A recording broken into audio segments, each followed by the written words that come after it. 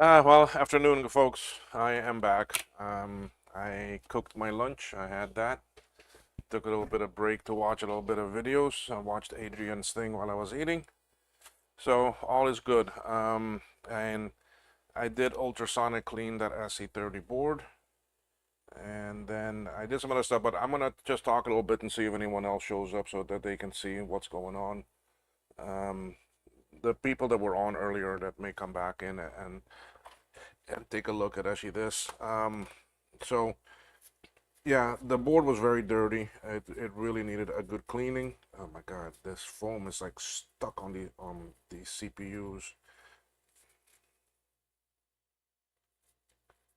I'm hoping this CPU has some better pins. Yeah, okay. Um, because the the earlier one, the pins were very hard.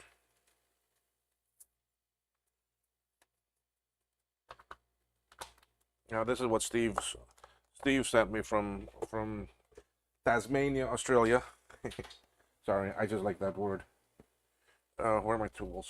I got too much on here.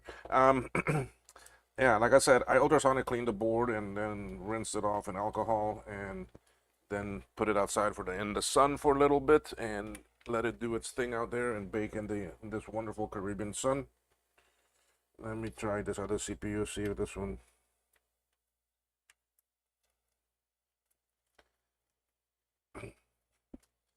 That one's also pretty tight, but let's see. Mm. Okay. It's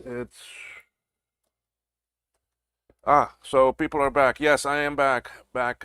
Like I told you, I was coming at 3 o'clock. Okay, so I'm here at 3 o'clock my time. I started exactly. So, Benjamin, hello there. Uh, do I have enough back there? Oh my God! I mean, if you see in my room here, let me see if I can get this cam here to work. Okay, so that you have an idea. All right. So you see back there. Now that's something that you can't see. I don't know why this thing doesn't want to focus. Okay, yeah. So I have some up there. That's the back corner. This is my work area here. I got some stuff. But up here on top of me, there's also stuff. Okay, then it goes on around over there and on and on and on all the way there to the corner. There, I got some stuff down there. I have a Molar Mac I need to work on, and then that's my other desk that I do some work on sometimes, but it's always so cramped that I can't do much. My two ultrasonic cleaners and my two print and my one printer that is resin and a washing station. Down below a lot of stuff. I got two actually K Pros sitting right there, and then a lot of Lisa stuff down here. All filament down here. A bunch of computers back there. Another shelf there full of things, supplies. Over here on this side, I do have a Lisa sitting there that I need to work on. I told you I got a lot of stuff on the floor. These are my two bins. So there's my Molar Mac on this other cabinet. I got bins full of stuff.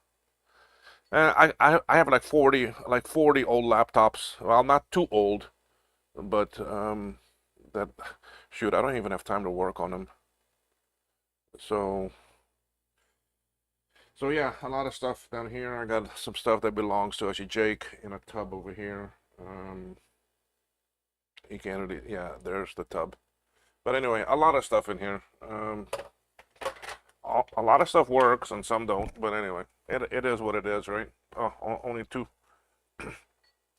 I did have four people, but down to two. Just Martin and Benjamin. Okay. Well, anyway, at least I have you all two here. I can show you all what I've done with this board. The board, it's all right. I I put on the actually DB19 because I wanted to check the voltages with my macrometer, but I want to show you what I found on it. Then and this was the culprit why it would not come up. All right. That's why sometimes soldering you need to be very careful. Okay.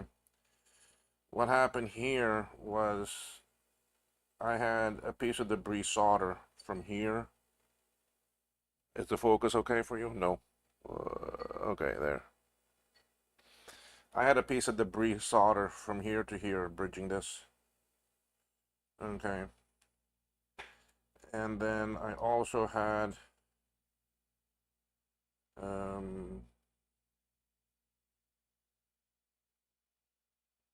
because these are actually resistor packs, and sometimes these are not right. But my main one was back here at the Apple sound chip. Okay, you see that one via right there? This was bridged right here. Now, this via might be for this. I don't know. I mean, I can go find out. I got 5 watching now. You see, so I don't know if this via here. Yeah, so you see, that doesn't matter if it's bridged because that via goes to that leg anyway. So that didn't do anything.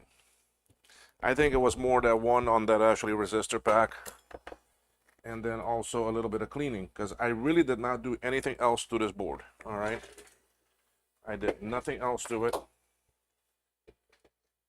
other than clean it and remove 1 or 2 solder debris hangouts that were in the wrong place.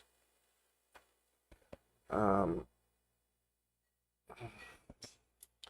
want to get a little bit more room here. Okay, so if we connect this back up, let me connect the speaker this time, see if I get any audio from it. All right, and we're gonna turn it on.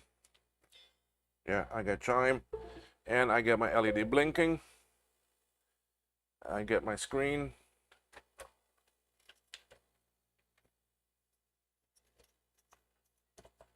There's my screen.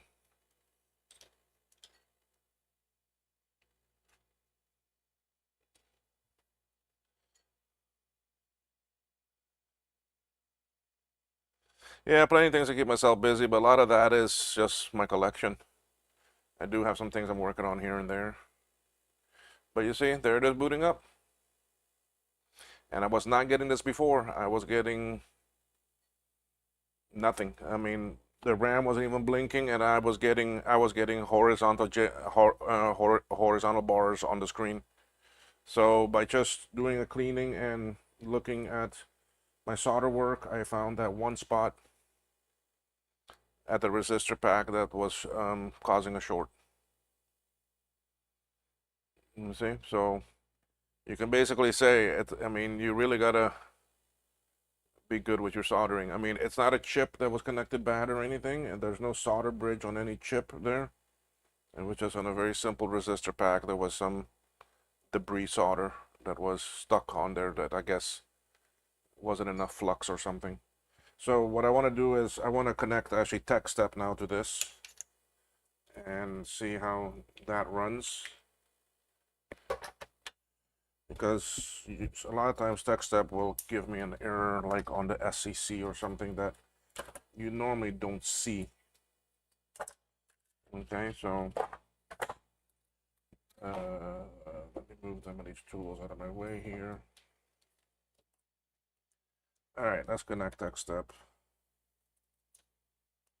So I basically have just about everything back on this board now. The only thing missing is the PDS slot, the other 4 RAM,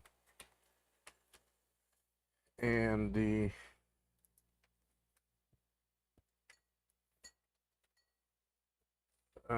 that back piece of metal frame. So I'm very excited I got this solved. But now we need to make sure TechStep tells me that it's 100% good. So Steve, we'll soon know how your board is. All right, so TechStep is connected.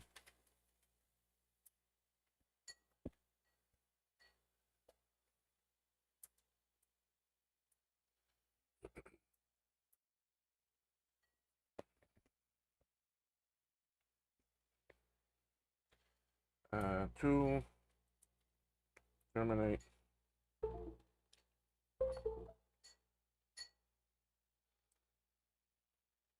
Yep, I threw it into test mode. Oh, and I need the 2 buttons for here, the 2 switches. I still need to move over. Okay, it's in test mode, so we're gonna run 3 and all, and away it goes. Let me see if I have any of those buttons already loose.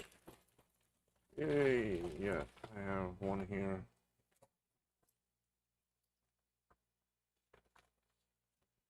There.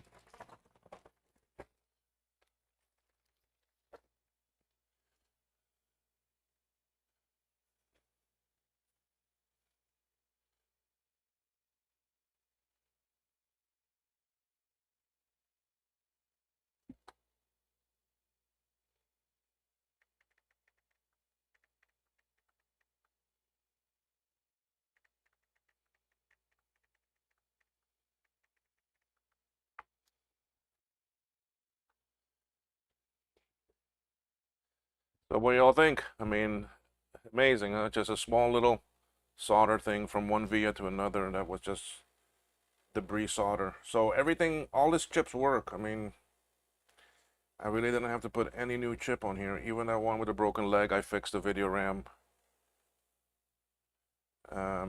Easy way to fix it. Now this is the main one. The actually SCC is where I usually have problems.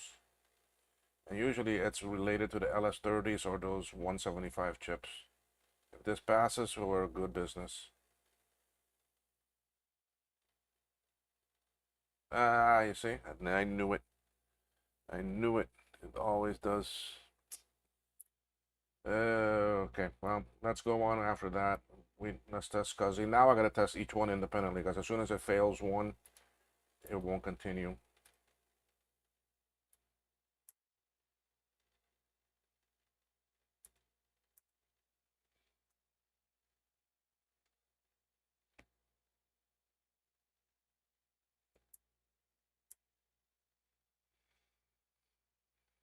So we're gonna try some resistor packs and see if that might be the problem.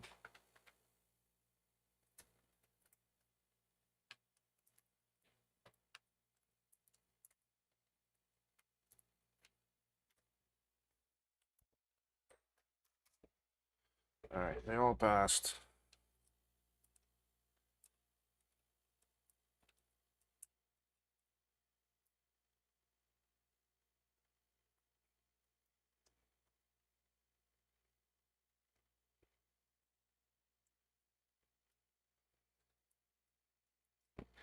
Yes, I'm changing the resistor packs with it on. The resistor packs right now, there's no communication going out on them.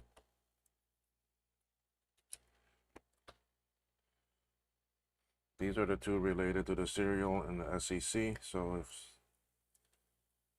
something fails, it's usually them.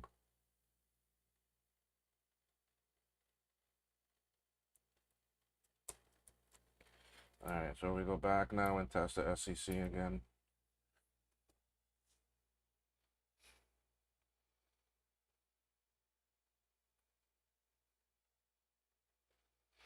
It varies, okay? I mean, when that SCC fails like that, then I go and test it like this, and it may come up and tell me something else.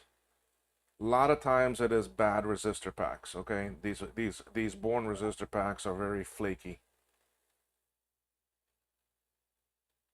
Okay, so you see, so that's telling me modem. Okay. And usually that modem handshake, okay, that's what it's telling me right there now.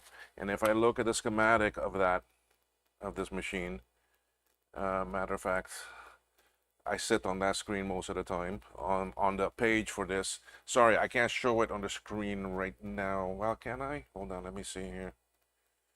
No.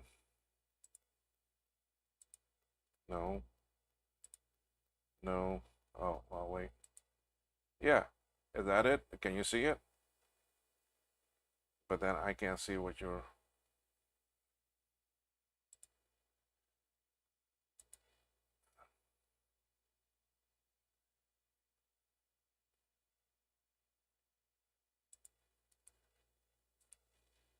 Let me see what you see here.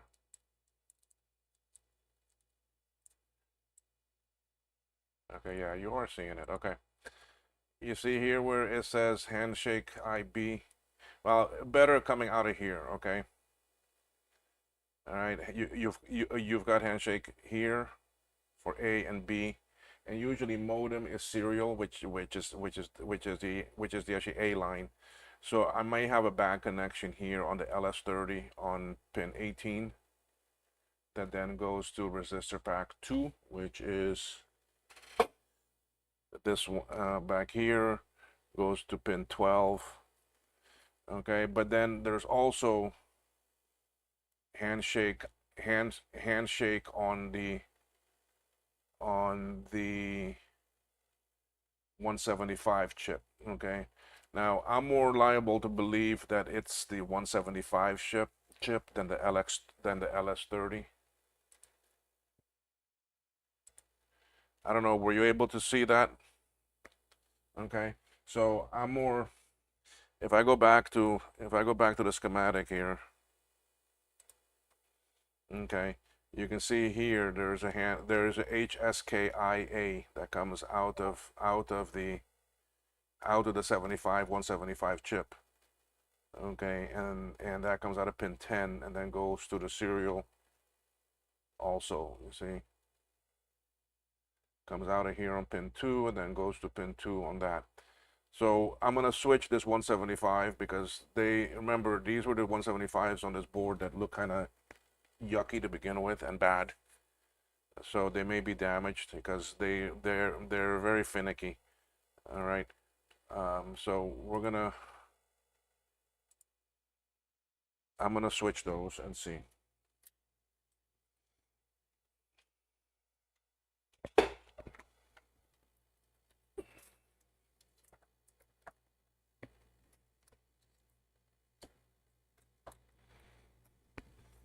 See, so now the actually tech step didn't spell it out for me exactly where the problem is, but I guess using it for a long time, I learned all of its quirks. Okay, so that 175B chip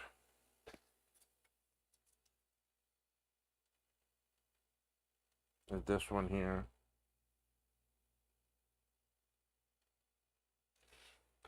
Okay, I'm gonna look back at the schematic for 1 second here.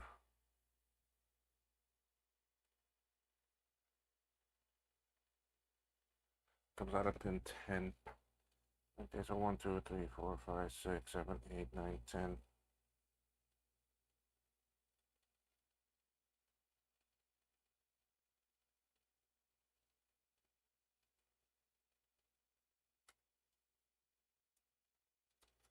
Okay, and then the other spot it could be is UE12, which is the LS30. Okay, this is D, this is E, so this is UE12. All right, and we have pin 18. 18 goes to the printer, to the serial port, and 14 goes to the printer port. Okay, so how we count these is this dot here represents pin 1. So 1, 2, 3, 4, 5, 6, 7, 8, 9, 10, 11, 12, 13, 14. So this is 14. This one goes to the printer port. 15, 16, 17, 18. And this one goes to the modem. Okay, it goes directly from there. So I want to check those two solder joints.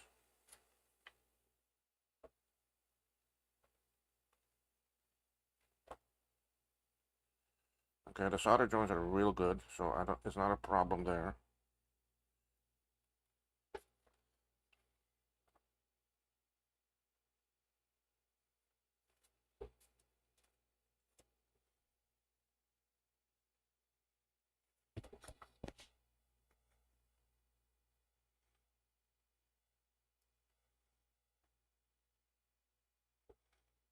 Okay. I don't see anything else here that could be causing it from this chip.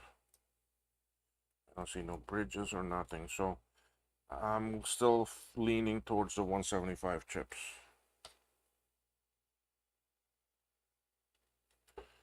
All right, so it doesn't hurt to change those. I mean, I do have them, and I think even Steven sent me some. I have some parts that he sent me here. Let me see what was in this.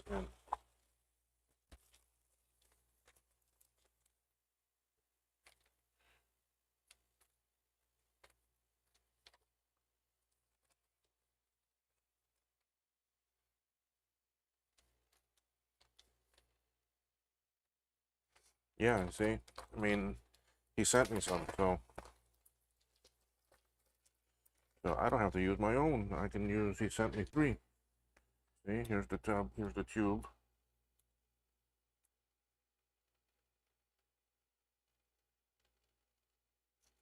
So let's try them. Now I'm gonna change them. I could change just one at a time and see.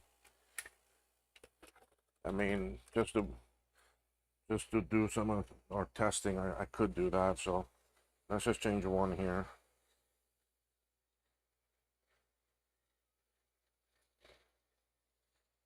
Okay. I still have my hot air on. I'm gonna use hot air to put it back on.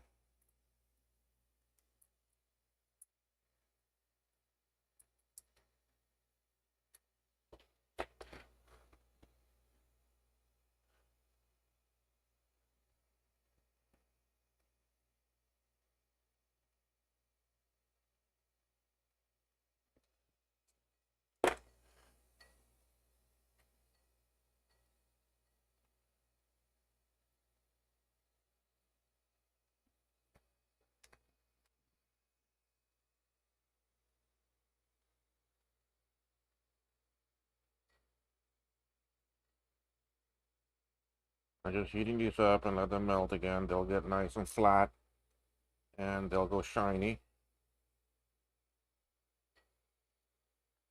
And then I can just plop the chip in. Hold it there for a few seconds. Not perfect, but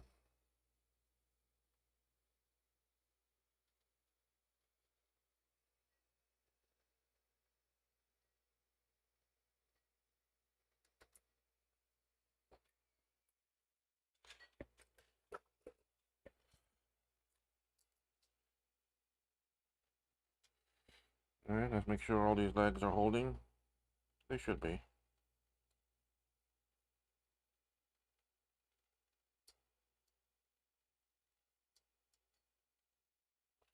All right. Let's see if that fixed it.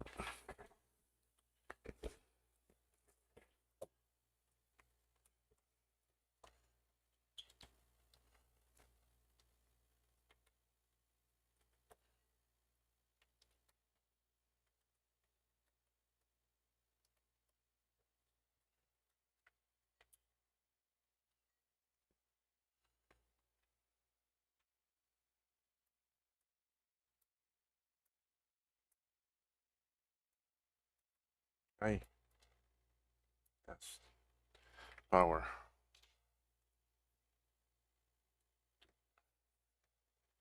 Terminate.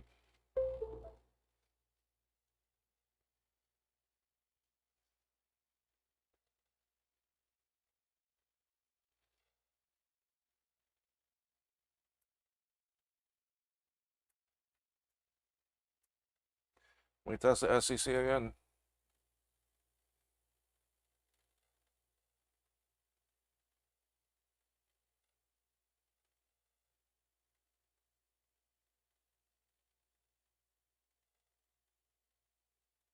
I may have to change the other one too because they both might be bad, which is very well possible. Passed. Seen that? Bingo. So that was the HSK. Let me see what signal that was. All right, so here. Okay, so that came out of right here. Okay, HSK-IA, pin number 10 of UB12, which is a 75-175, and we see that it goes here to pin 19 on the resistor network, comes out the opposite side of 19, which is 2, and then goes on to pin 2. So that was the culprit. Okay, so now I'm going to go back here. Need to run all again. So we had one bad 175, and really it's not the one I thought that would have been bad, because it was the other one that's still on the board that had all the bad legs on it, all the gunk on those legs.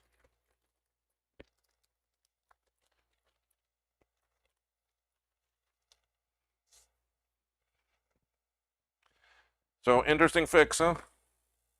So you see, the tech step helps. I mean, it helps to you, but you have to work together with the schematic and know how to read the things and how it flows. You actually have to know that.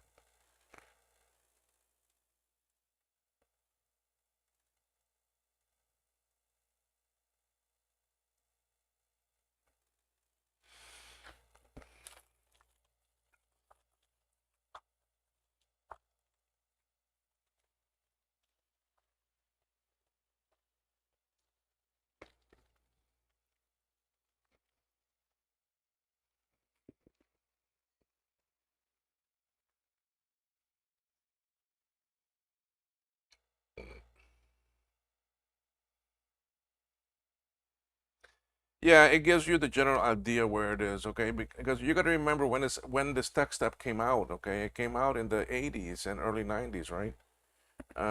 Somewhere around there. I don't know the exact date when it came out, but for it to be testing the SE30 at that, oh, I don't have the sound connected. It's gonna fail on the sound.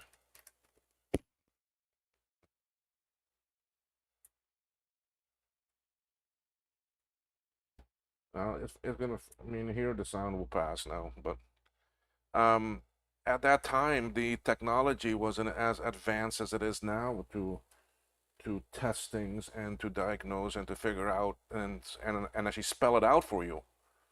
Okay, you had to be a bit creative. You mean you had to be able to do some problem solving on your own. Okay, so everything with the tech step worked. Okay, so I'm gonna take this tech step off the bench as I'm done with it. So I find the tech step an amazing tool. I mean, uh, if I didn't have it, right, and I took this board and before connecting it, I took this board and tested Snooper and this and that on it because I don't have the cables to do and actually loop back and so forth and test these. Okay. Um, I would have never found that. I would have never found that problem, and I would have sent the board out. Now imagine if the person went to use some sort of MIDI or something that uses serial, and all of a sudden the serial side of the machine is not working. So they're gonna come back to me and ask me, hey, what about the serial? Was it working? Was it this? Was it that?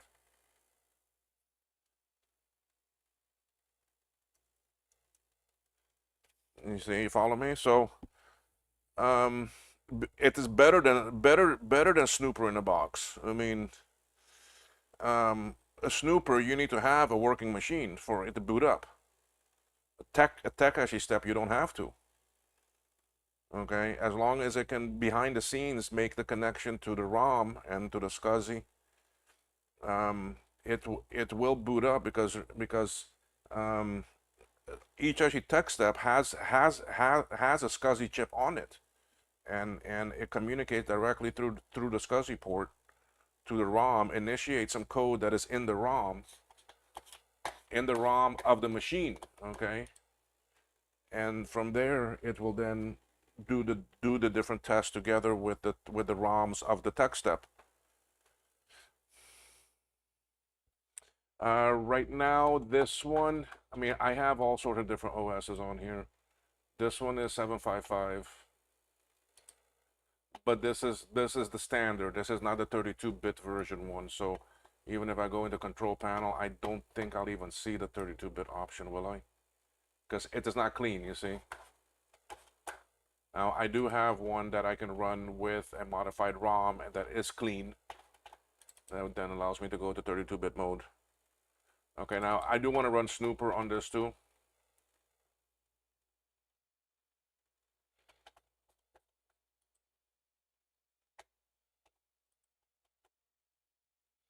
I'm gonna skip the RAM. Well, let's just run it once. I mean, it needs to run at least once.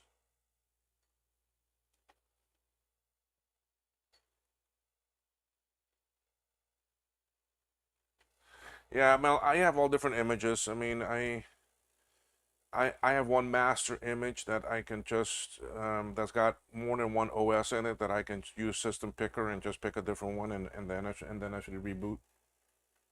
And it got loads of stuff in it.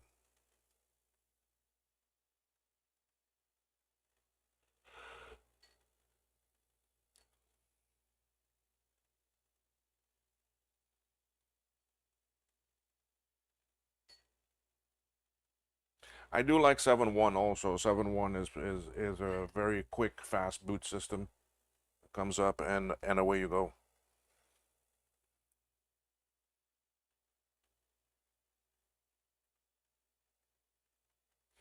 So now this board is for Steve in actually Tasmania, Australia. He sent me just about everything here. I can probably switch these two resistor pack networks back to his original ones. They'll probably work fine.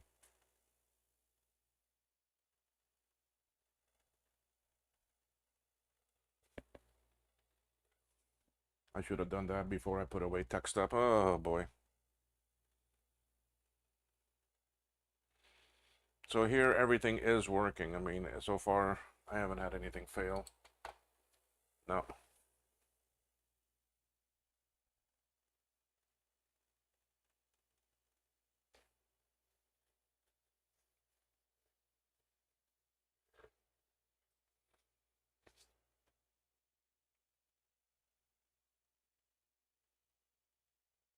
All right, last item to test is the FPU, which I mean, Tech actually Step did all this, so and I mean, a snooper is not gonna come and tell me, okay, well this is the error. It just tells me something failed, is a compared to the Tech Step, which gives you a bit more detailed. Um, the more modern units compared to the SE30 give you a bit more information and a bit better.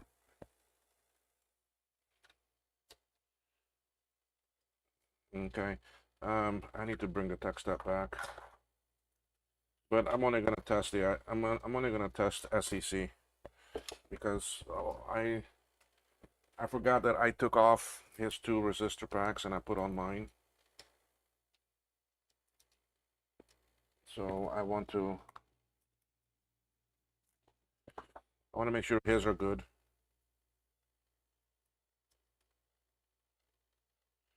And if these are not good, the actually tech step will actually fail it.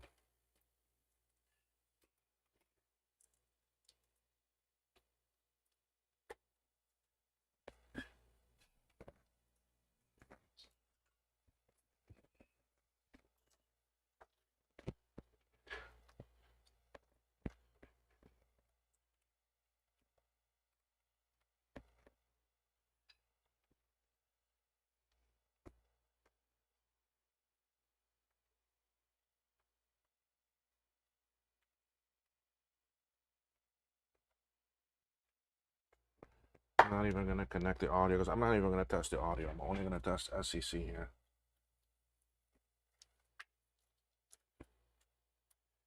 So the actually tech steps are on our website available. I think I still have 6 of them available. Yeah. They're in Texas, so they're not here with me. The ones that are for sale on the website, Jake actually has them. They come with a case and everything. All the ROMs are already included. Um, it does require a battery. That's not in it because we cannot ship the batteries. It's a standard iPhone 6s battery.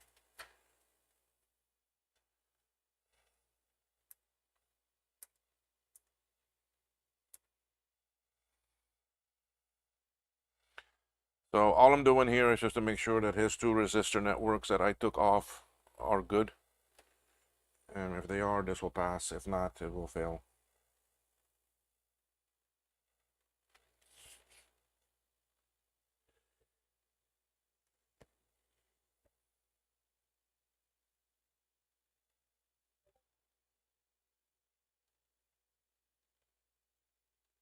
And see? Now it's telling me the printer side.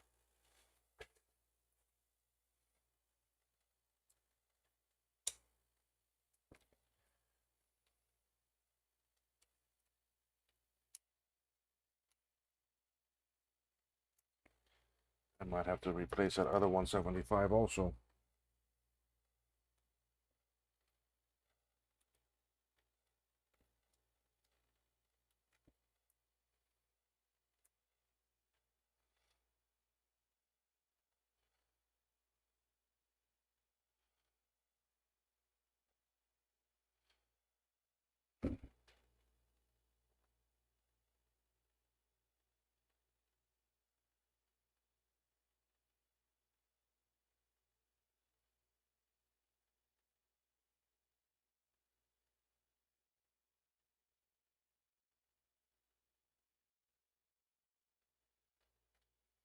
Yeah.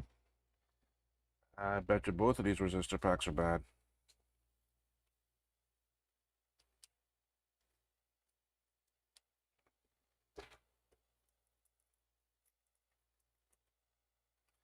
They fail often, these things, okay? I mean,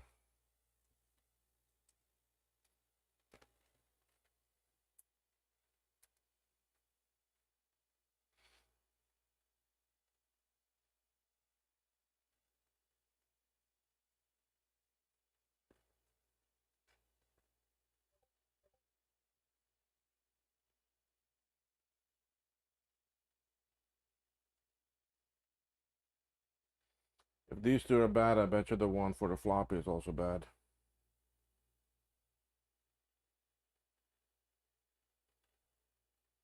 No, don't give me this problem again.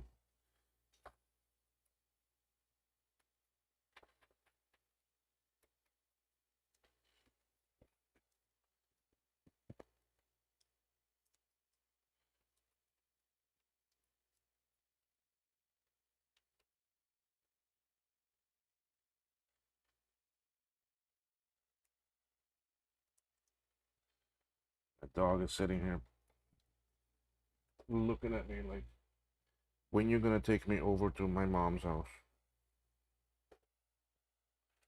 He wants to go play with his friend because my mom also has a dog and they play together very nicely. Boy.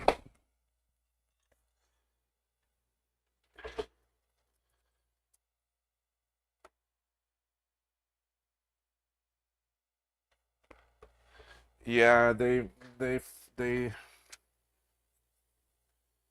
happens quite often. It could be the heat too, the way I'm taking them out. I mean, it could be very different things. Um, I mean, you could test them and actually see.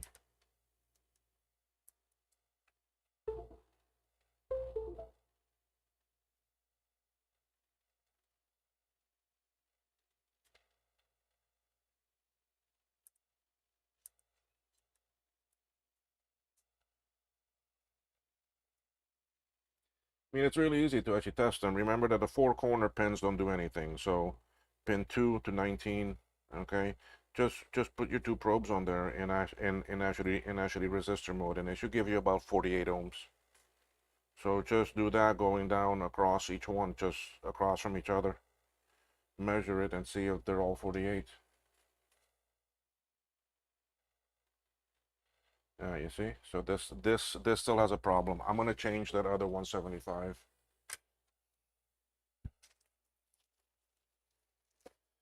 And if this doesn't do it, then it's that LS30.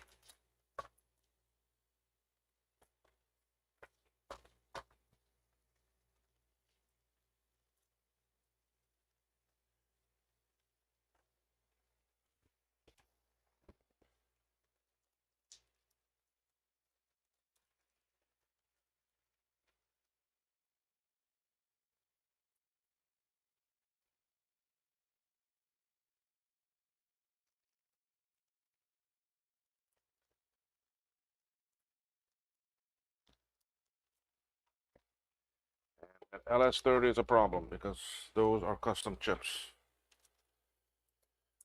I'll put it this way, you can't buy them anymore from DigiKey or Mauser.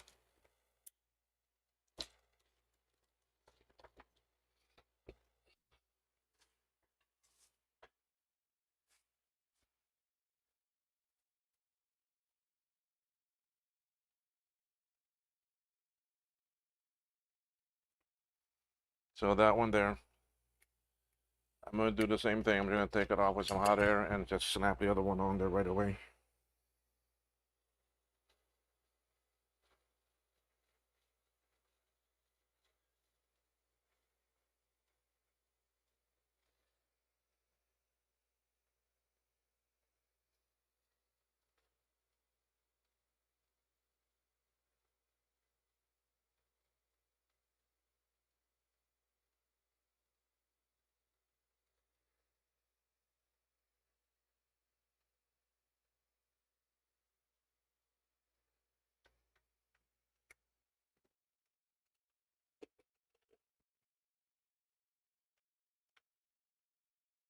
Now, I don't like how I want to be sure these are on good, so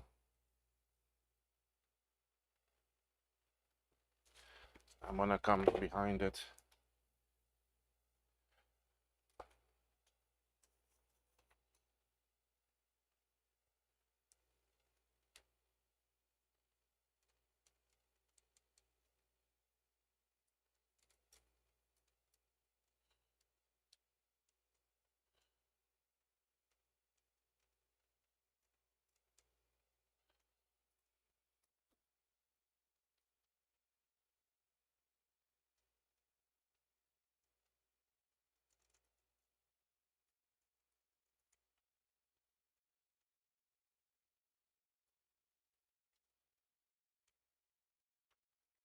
Make sure those are nice and good.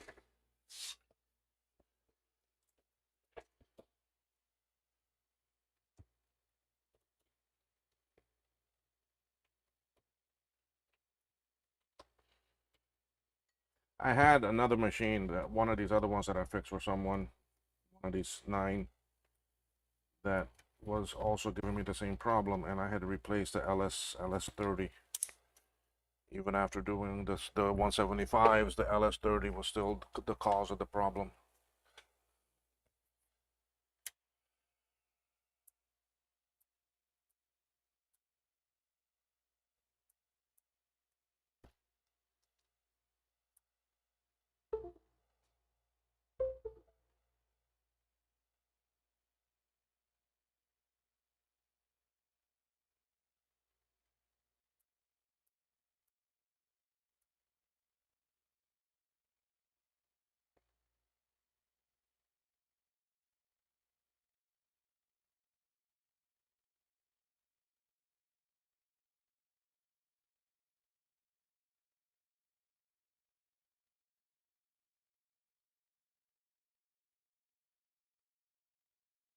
I have a feeling it's still gonna give me the problem. See, I have a LS right here that I just switched. Oh, it passed. See, I have one right here that's bad. It says it passed.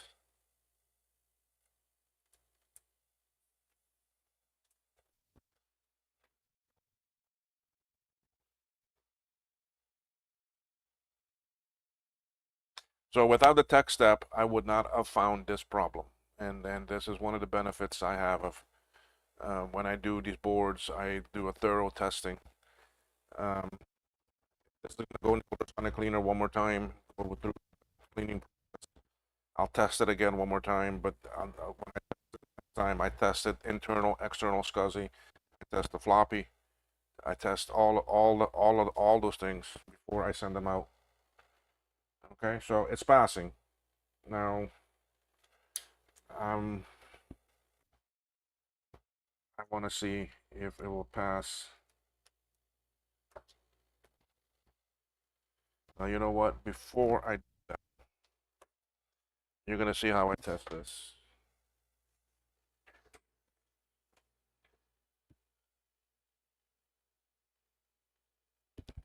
It's very straightforward. Well, you won't be able to see my actual display though. Okay, I don't need to test these 2 pins, but I do need to test here. And I see it's giving me 46 ohms. That's fine. 46. 46. This is giving me garbage here. It's giving me nothing.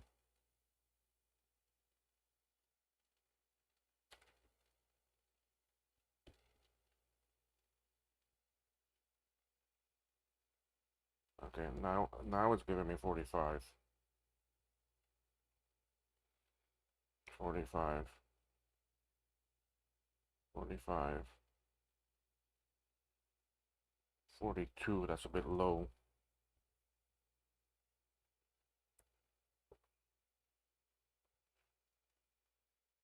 45, you see. So that one is questionable.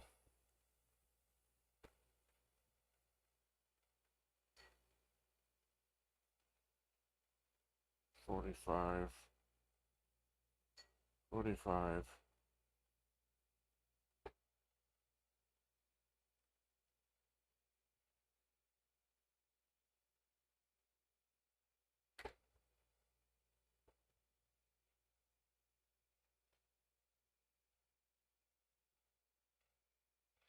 All right, this one gave me better readings. I have another one here.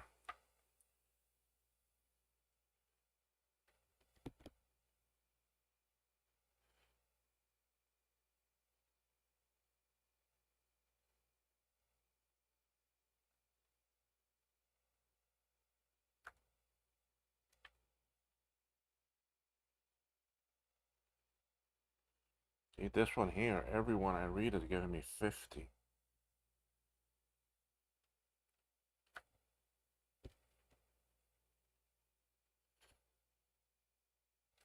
But this also came out of a SE30.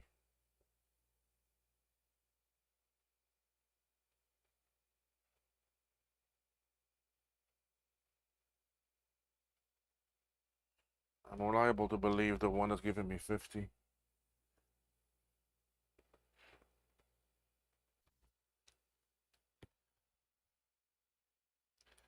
Because it needs to be around 50, around 48, 49. So if all those were giving me 45, that's low. Let's put this one in.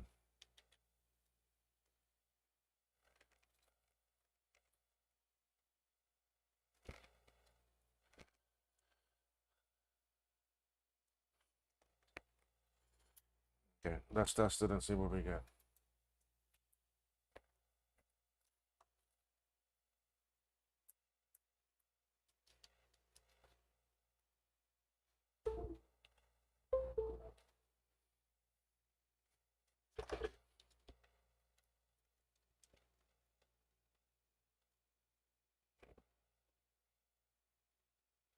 $45.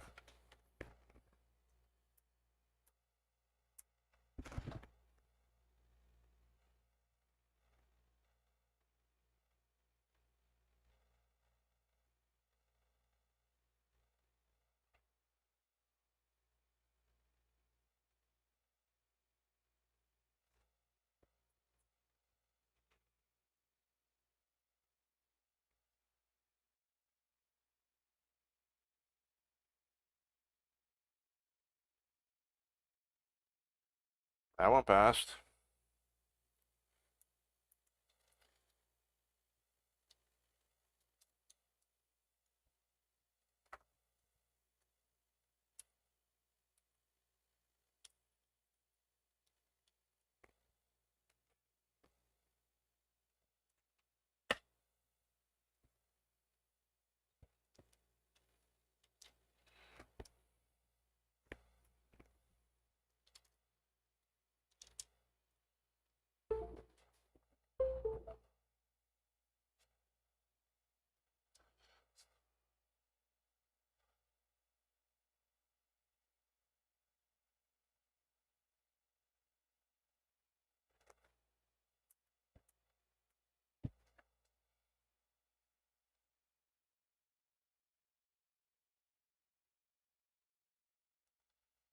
One of the other things that helps me a lot is the blink RAM.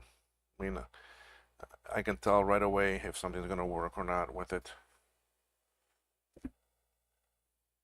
Meaning if that the system's gonna come up in that, so I can do a lot of things without the speaker.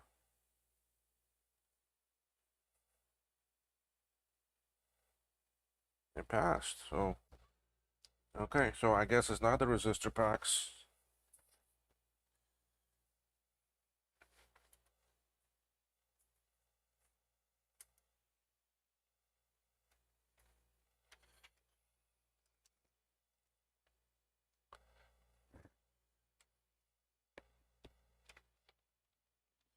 What I want to do is test the ones from the floppy.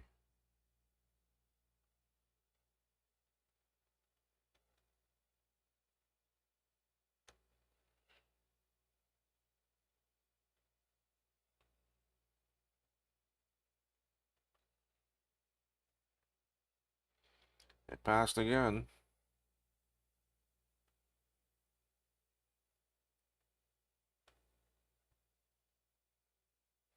See, now the one that gave me a very low reading on some pins that gave me like that 42 is actually this one.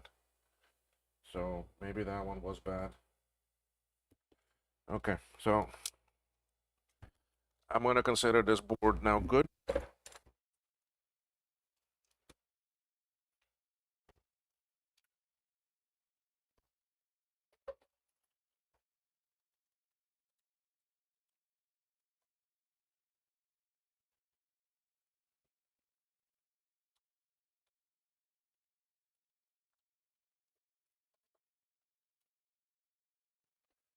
Hmm.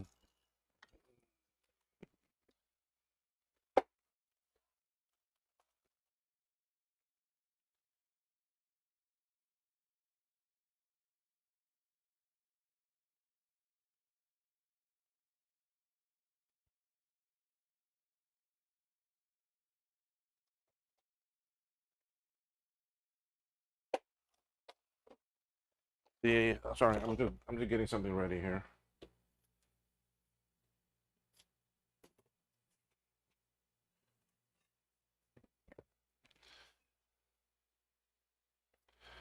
So I know who this board is for.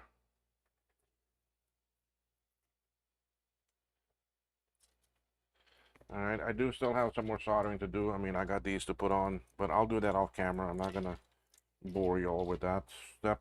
And then I have to put on the two switches. I have them right here. Okay, and that metal bar I still gotta take off. So, but that's I'll do that off camera. I wanna take a look at his SE board.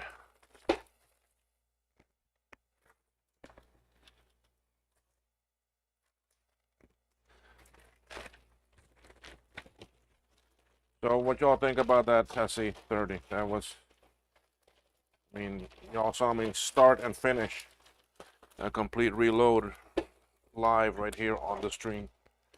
I mean, that's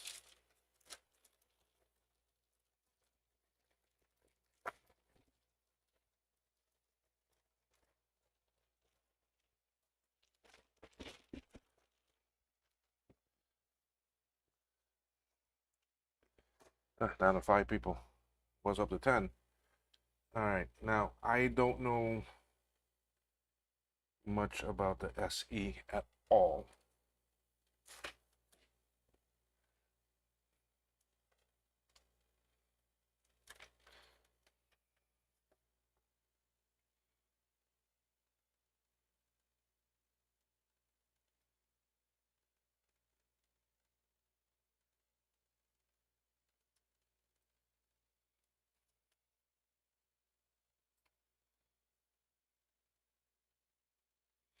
I'm just trying to see if I see anything obvious jumping out at me. Yeah, I normally do a SE30 reloaded in about 4 hours. That's about my average time for them now.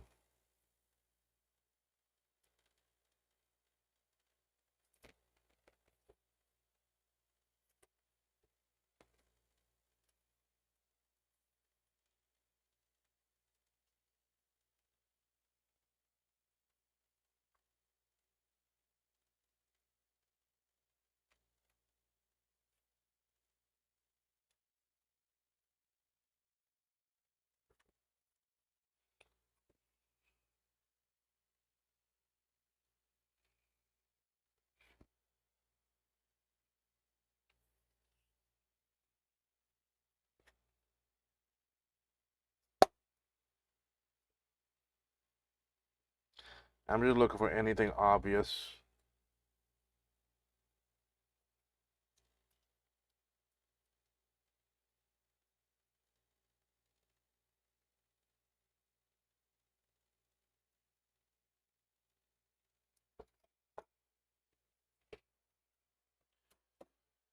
All right, I think these are 1 meg.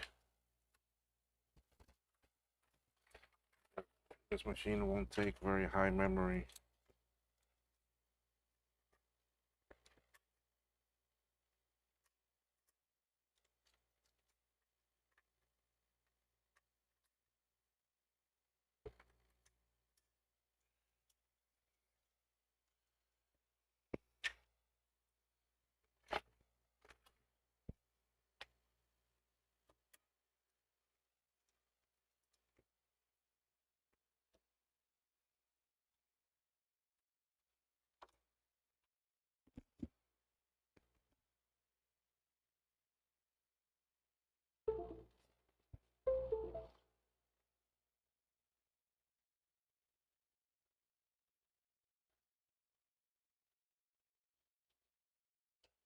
Well, getting something, but I'm getting this.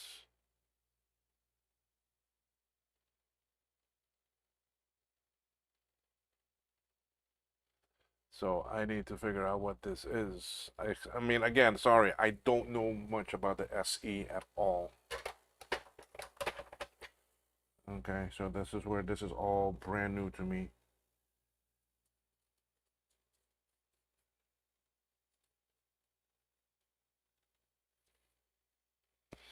You see, so, and this is a reloaded board someone else did, so that's even harder because you don't know what sort of work they did. I'm gonna take this to the scope. I wanna check all these socketed chips.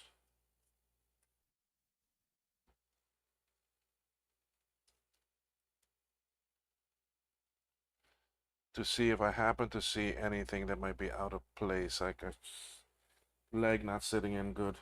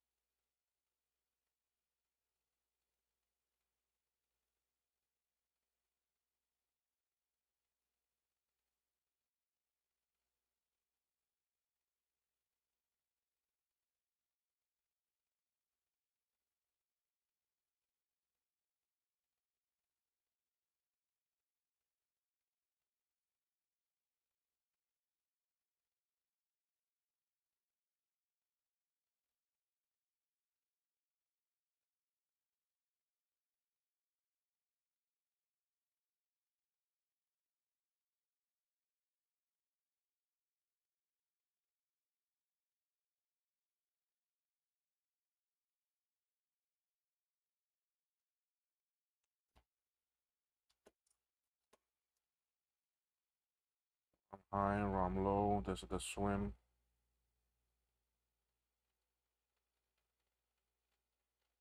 GLU.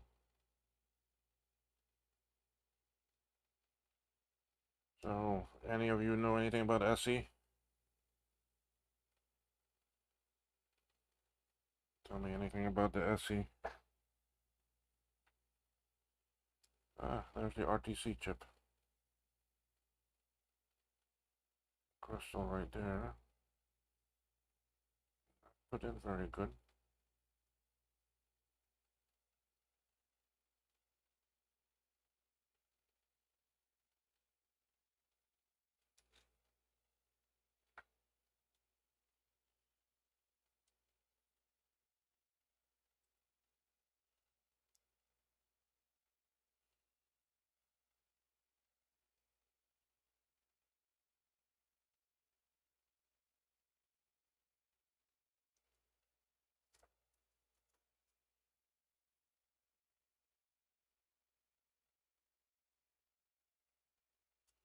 Oh, I don't like how that's been.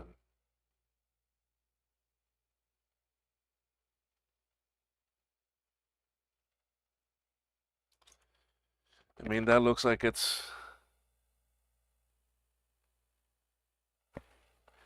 Yeah, the SEs are very stable, and that's what. But remember, this is a reloaded board.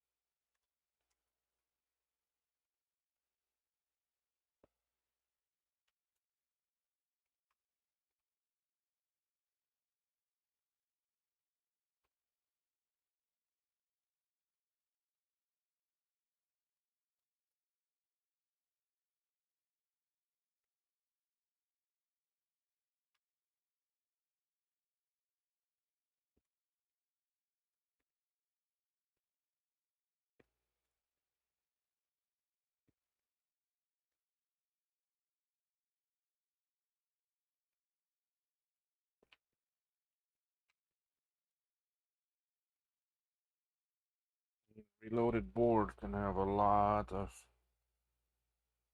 issues.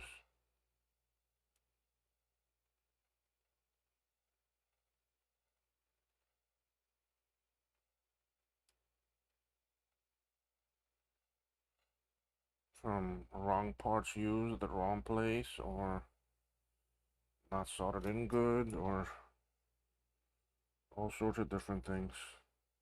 I mean, I don't really look, just a quick browse over the board. I don't see soldered bridges anywhere.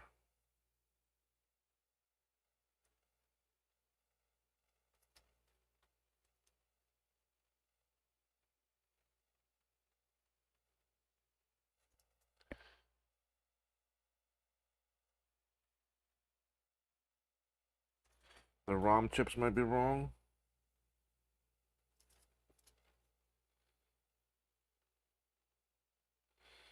It's got 1042, well, 0352A and 0353A. So those look like the right chips. I have an SE here, so 1 second.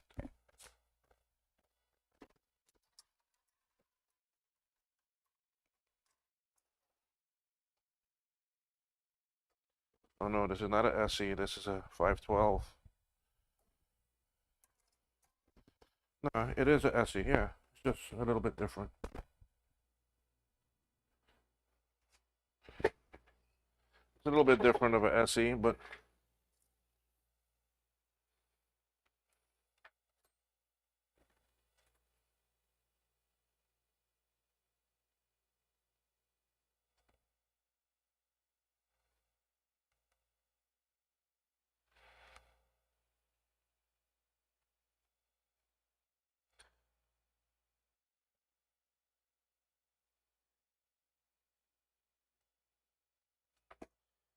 this is an older SE because it's got the other connection on it. It's got the other power connection, you see. I mean, this,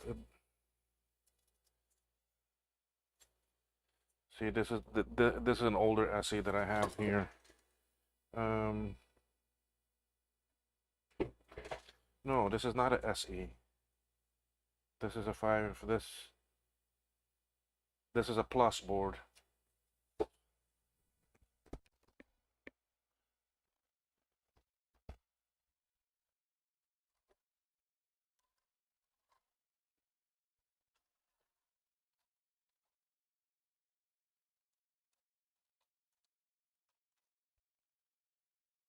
I have a SE. I need to find it. Just give me a second here.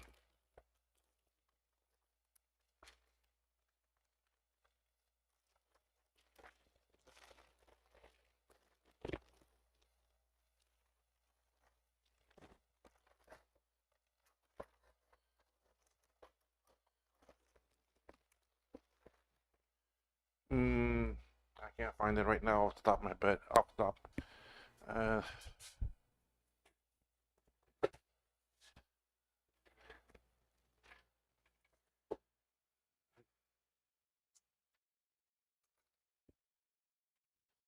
and I do have one, but it may be up on the shelf up there.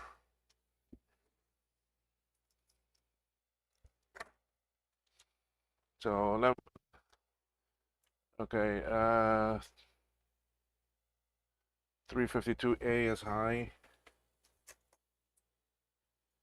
Yeah, that's correct. And then 353A, is that low?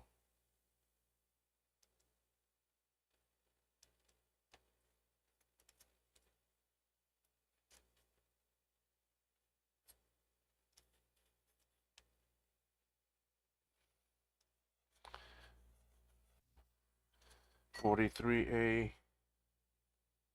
Yeah, 43A is a swim. Yeah, that's all correct here. All three of those correct.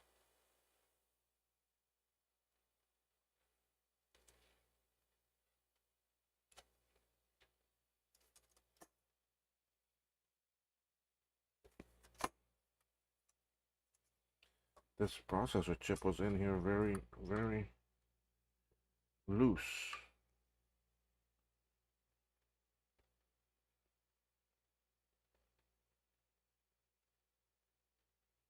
Don't like these machine sockets like this.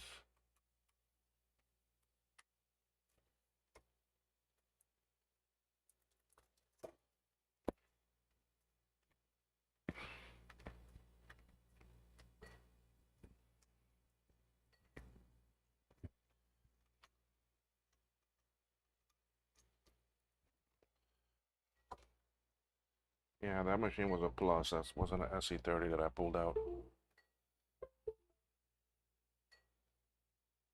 Same thing. All right, I'm gonna have to look online and see what people say, what this pattern is. Um, see what I can find out. Oh, it just went to.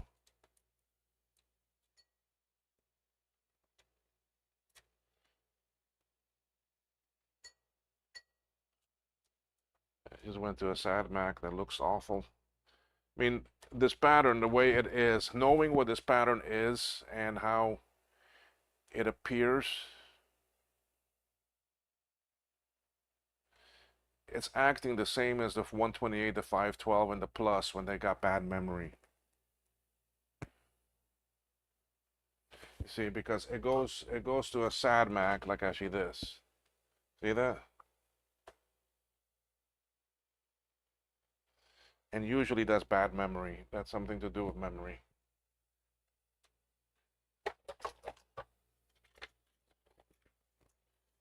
Let me throw on some different chips on here and see. Maybe these are too big for it.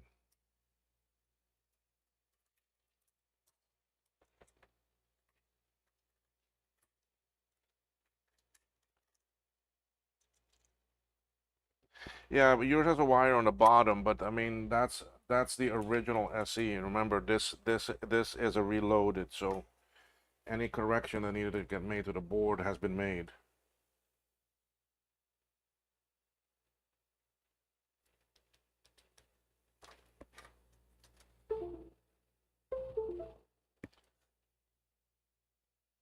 I see, I get the same pattern. So something to do with memory. So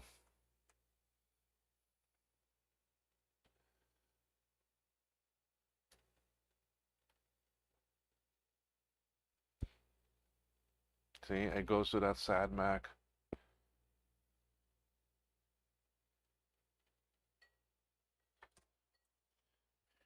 You know, I wonder something. Give me one second here. Let me look at something.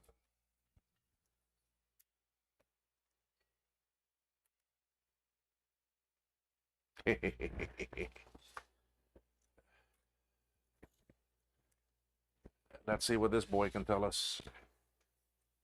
Yes, you can run the tech step on the SE.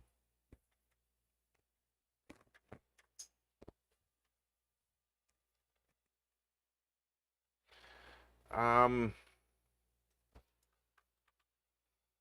I don't think it does the same way as the. You see, cause this is the VIA. This is the PAL. This is the one that does. This is what does video here. Okay. This is the. No, well, this is the glue. Here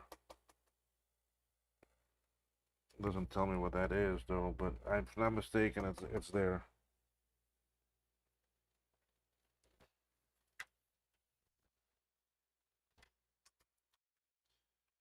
But let's see if this connects and what it tells us. I mean, let's use the tools we have. Yeah, it has life. It's there. It's just I've never really worked on an SE to this extent. See, what makes it harder is that this is a SE reloaded. I don't know if all the components on are the correct value and everything. 1, 3. I need problem 1. Okay, you see, this has SE. I can go to SE mode. Where's my power cable? 2, turn on, terminate.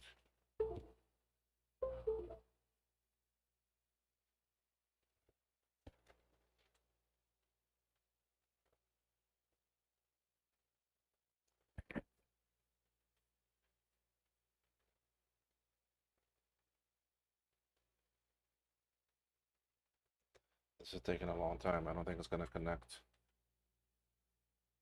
Oh, established. Nice. Okay. 3. Oh, lost communication.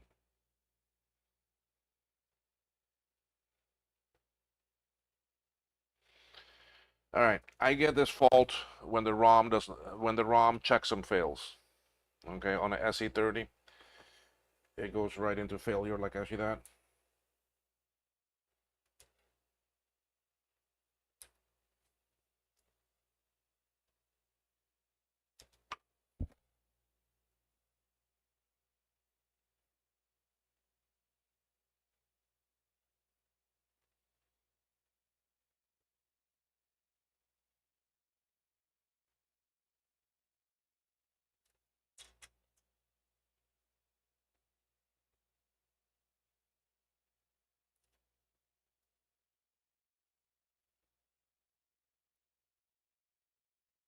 Hmm.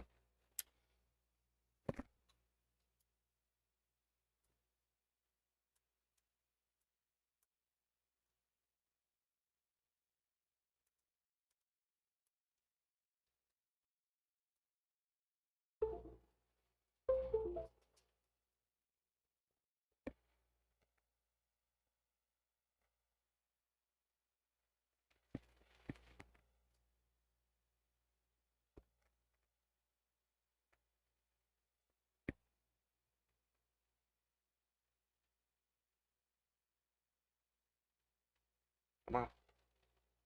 Now I don't want to go into test mode.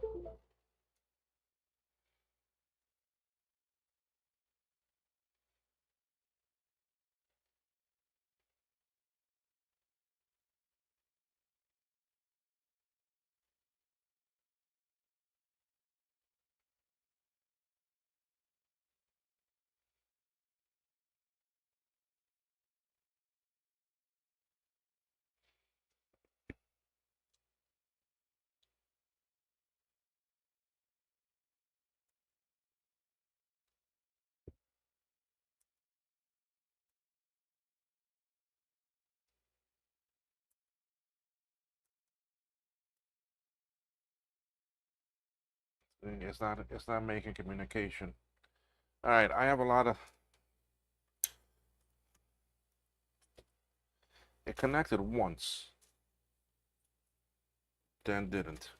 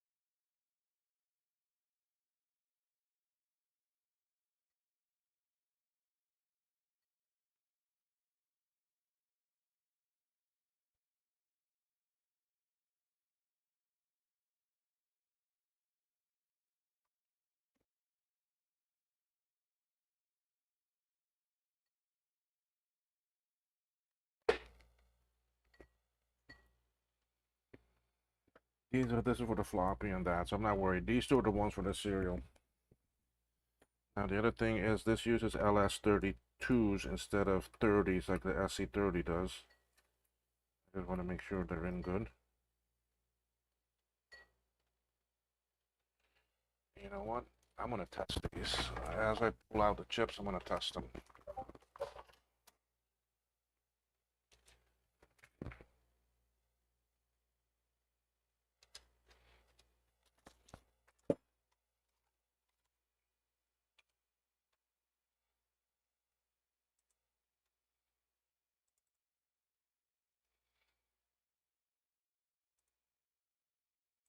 This is a 26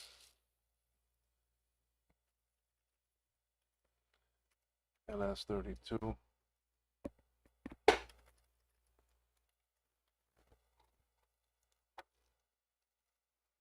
Can I not test this 32?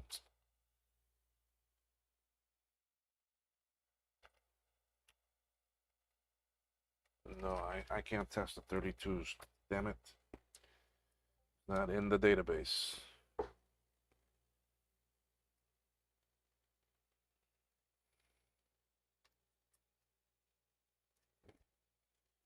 Alright, well, let's just make sure all the pins are good.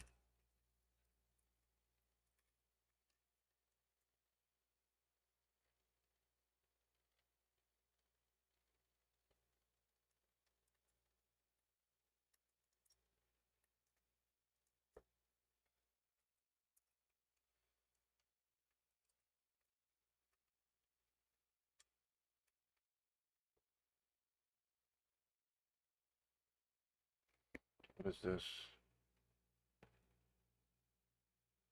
26 LS30. The famous LS30. But as a dip.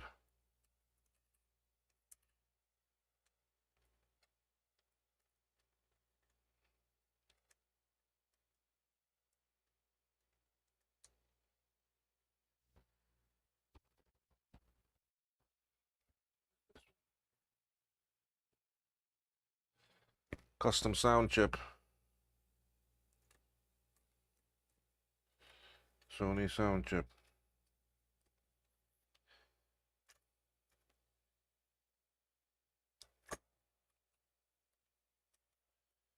This is the SEC.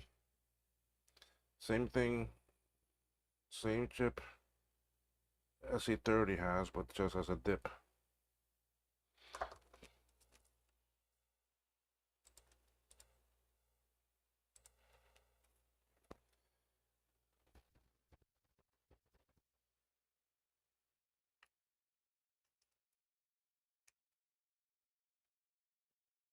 Okay, ROM high.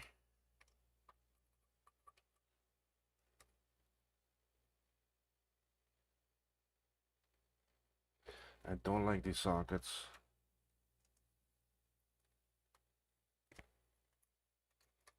ROM low.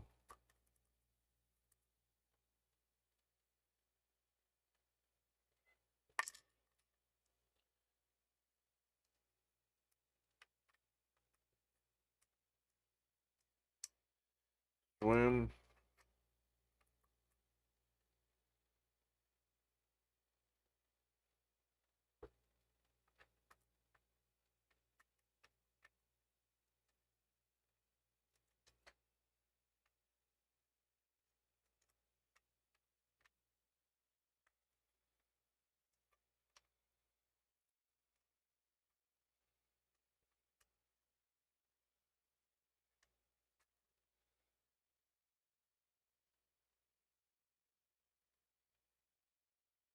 .538. This is the glue.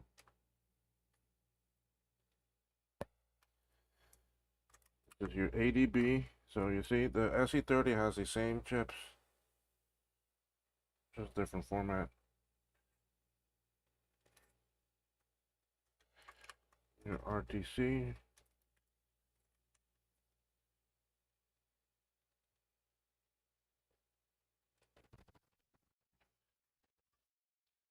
And this one is your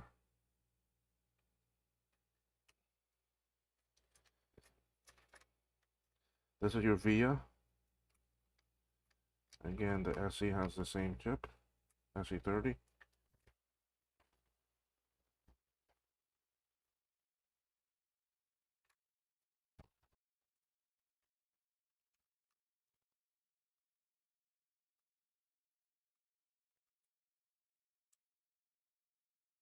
This is a 74 CT, 74E, 74 FCT 245. Can this be tested?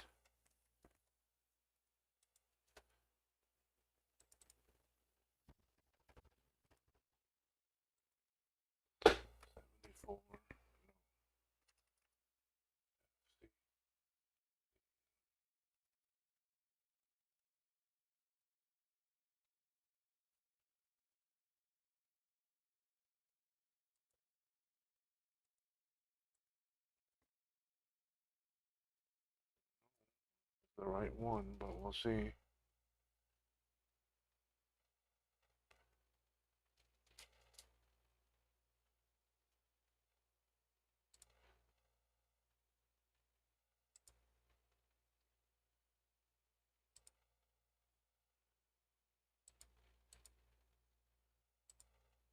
Okay, yeah, it can be tested. This one test passed. It's a 74 245. Okay, let's test out this one.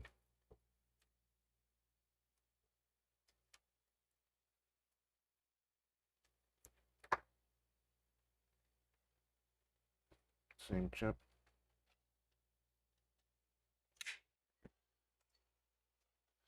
Test passed.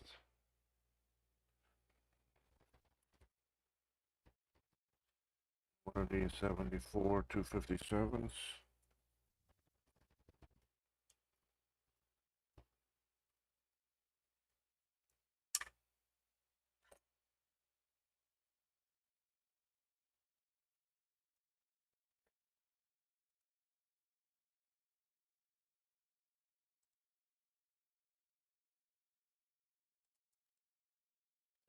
Seven.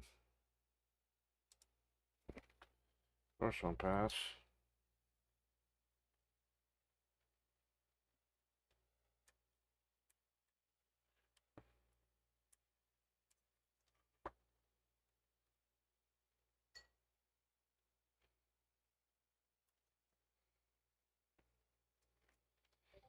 I like how that goes in that socket.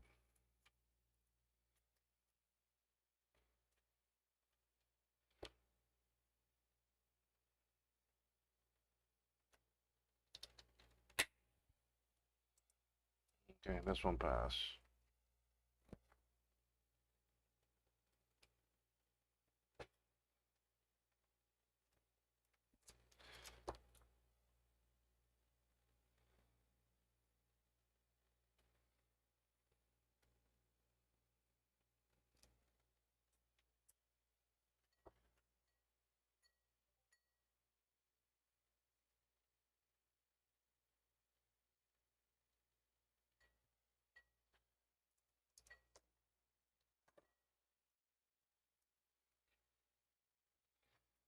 That's all the chips taken out. The only one I didn't take out was the SCSI.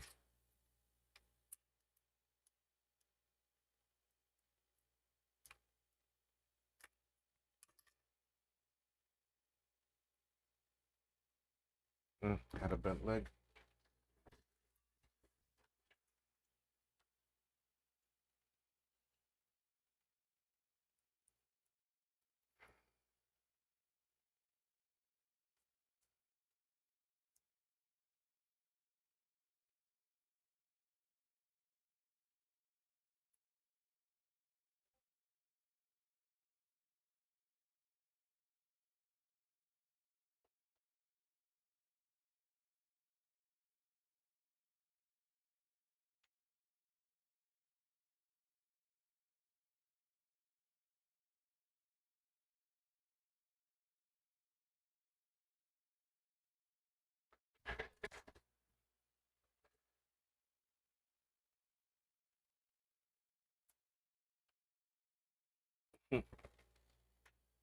Might be a bad socket.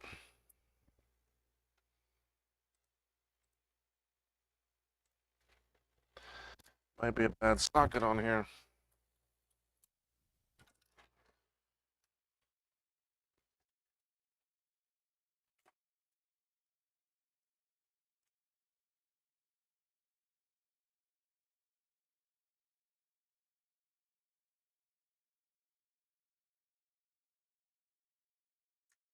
That should still grab. Yeah, that will still hold.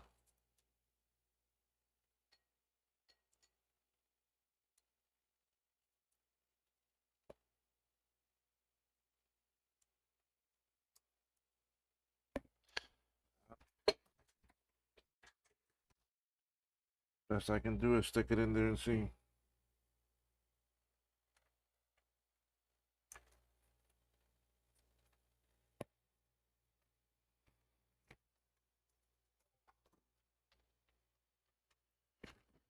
All right, let's see if reseating any of those did anything.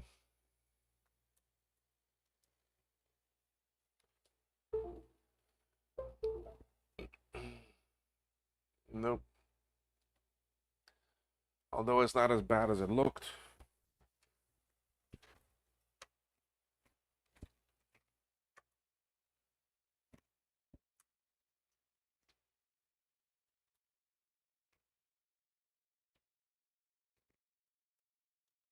These reset buttons are not working.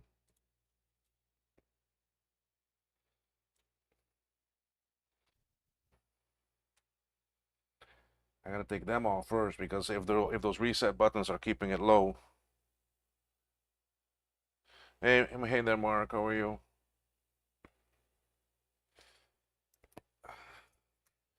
I got that SE30 done.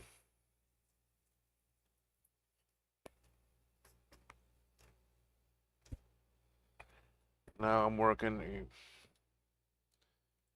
See, I wonder if these buttons are.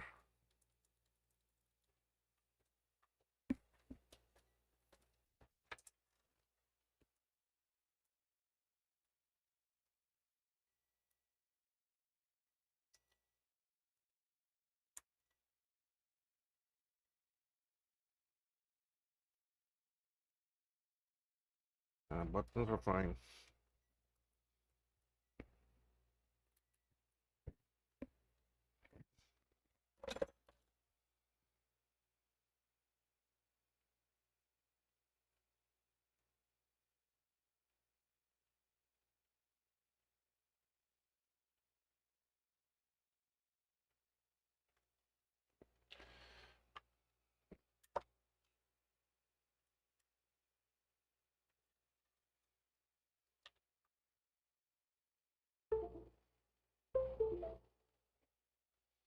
Not even getting a chime.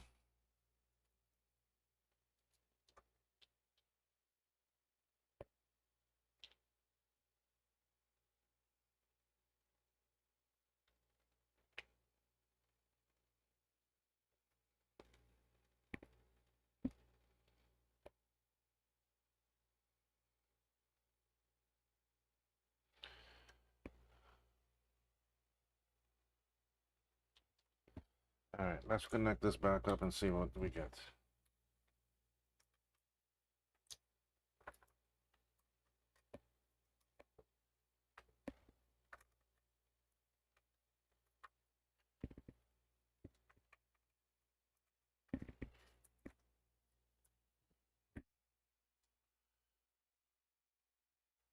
Yes, this is a SE now, and really it's the first SE I'm really diving into. So I may have to do a little bit of research and looking at schematics.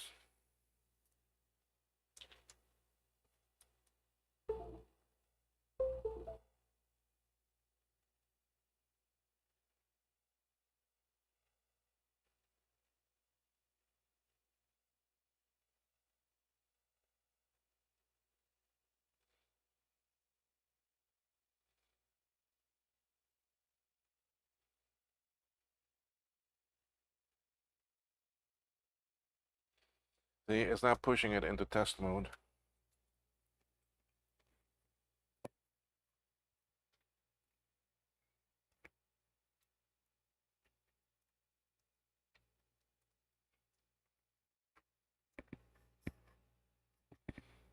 Nothing is getting warm.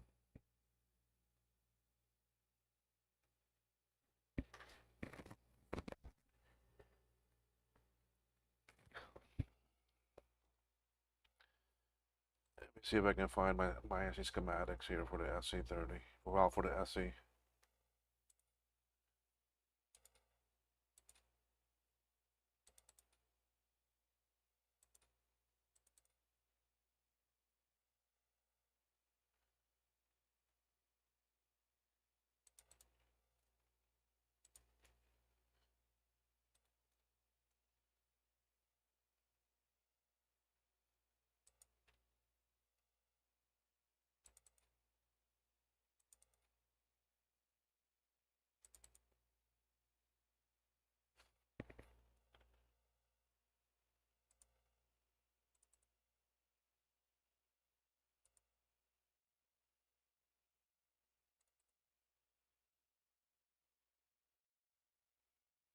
Oh god, this is a hand-drawn schematic. Oh yeah, yeah. I'm pretty sure.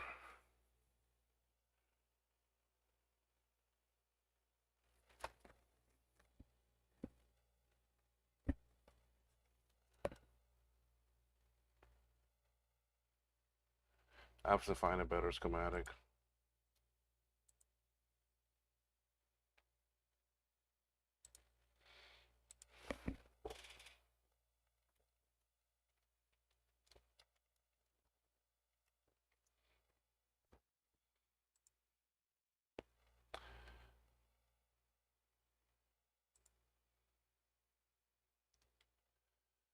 I'm pulling up a better schematic now.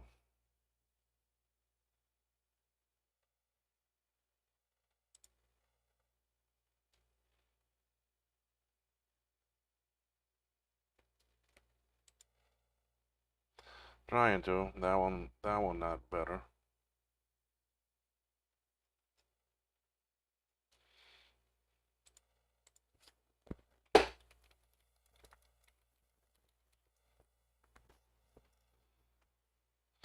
Did anyone redraw this?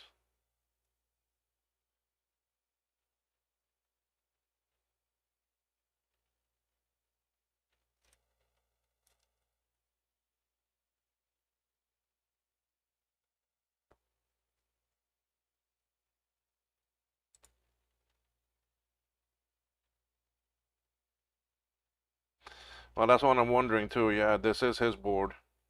Let me check his GitHub. Hold on.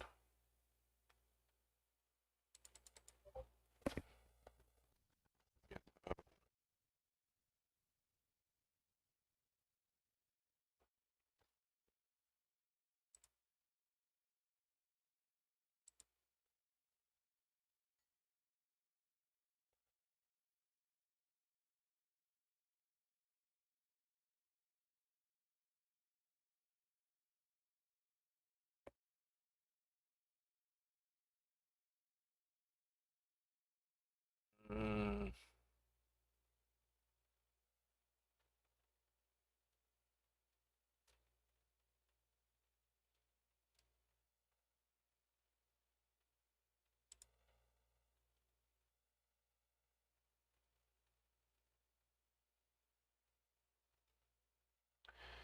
well, he's got a whole bomb, so I guess with that I can go and check and make sure that these are the proper resistors and things in all the right places. That's a lot of work, but I don't see a schematic because he did a trace of it. Okay, so it's really not a complete redraw or remake.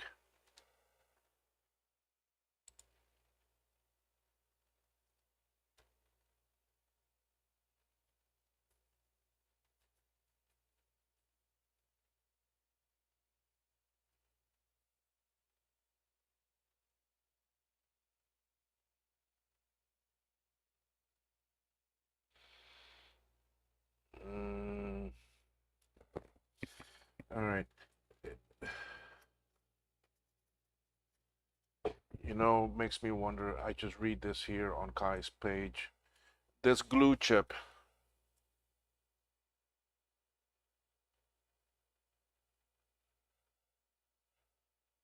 Mac that. Remind me, what is that?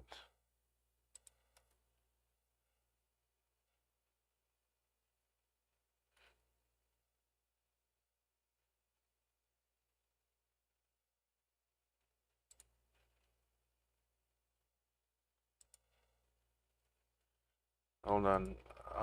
I'm opening up that link right now.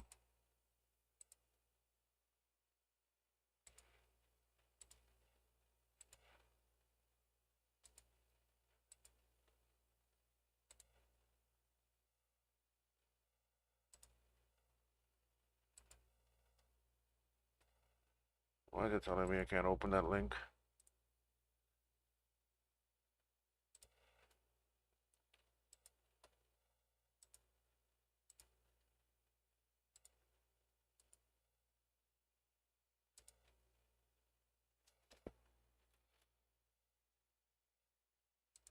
No, that's not what I want.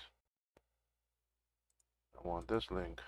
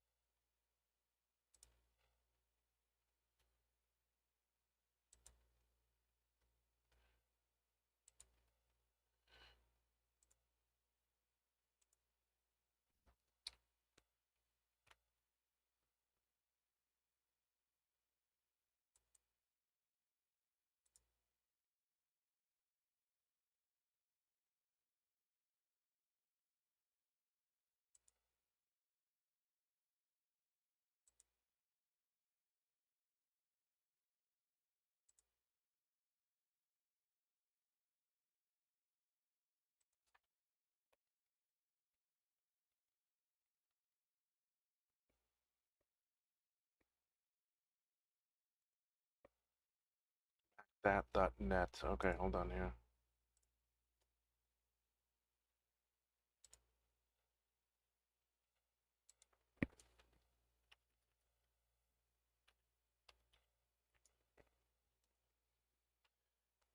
What I was gonna say earlier, this glue chip can be reprogrammed, so maybe this one is bad too. I mean, it could very well be.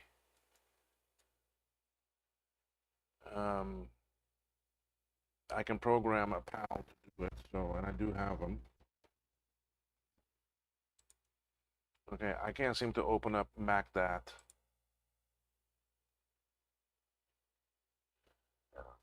I can't seem to open those.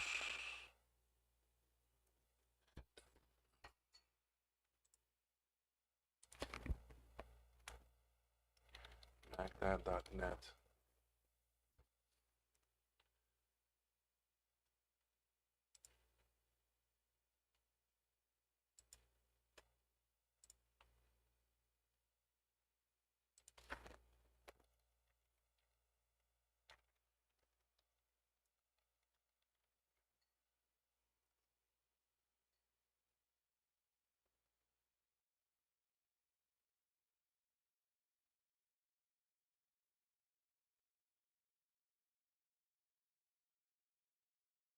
It won't open for me. Maybe I'll have to try it later. Or maybe I'll try it for my other machine. Um, I could try to program one of these because Sky has the code on his site that I can download.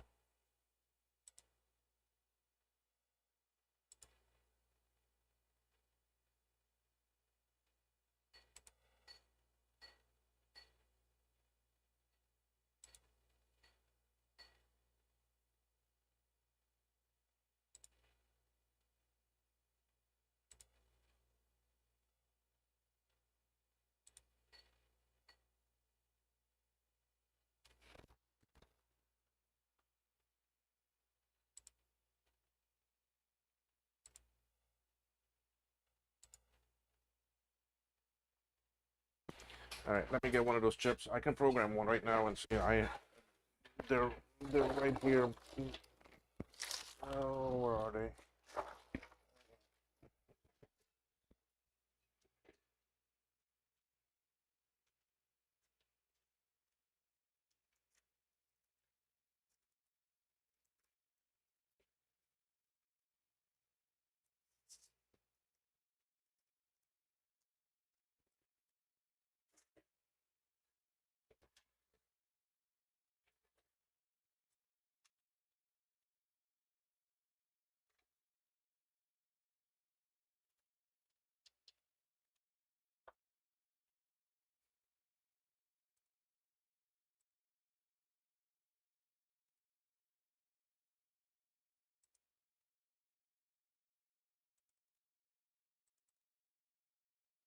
All right, let me go to my programmer here.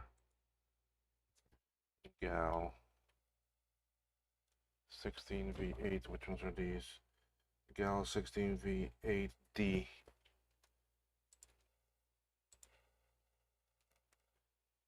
Load.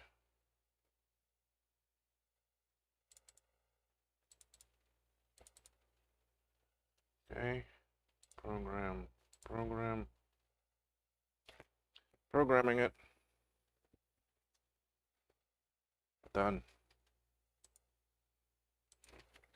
All right, let's pop this one out. And my power's off.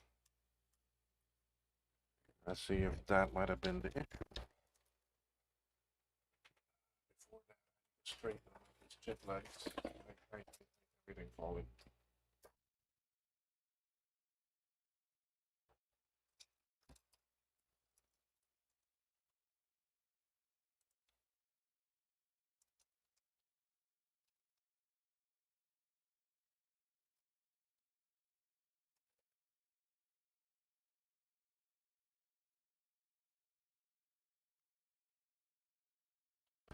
Okay, let's give this some power and see what I get.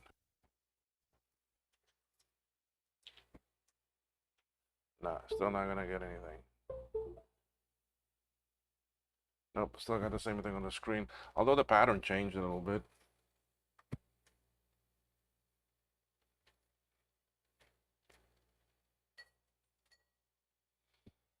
And you see it went straight to AF.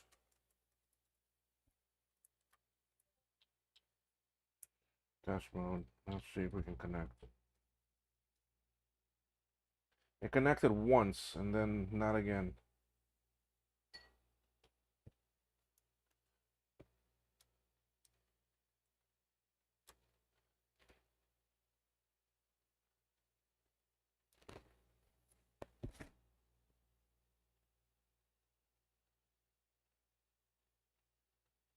See? It's because your serial problem.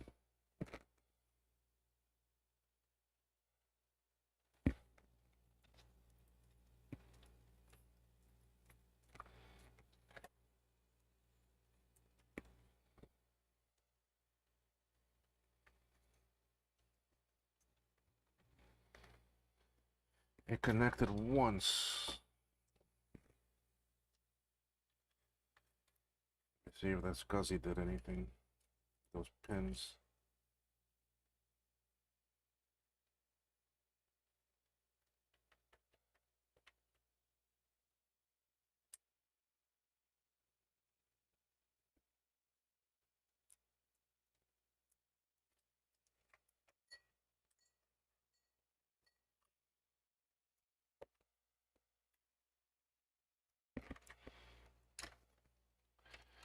I need to see guy's drawings.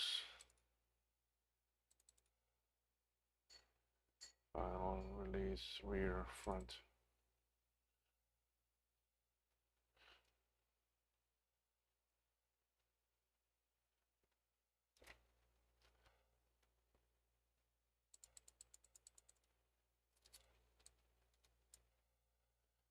All right, yeah, that's that direction.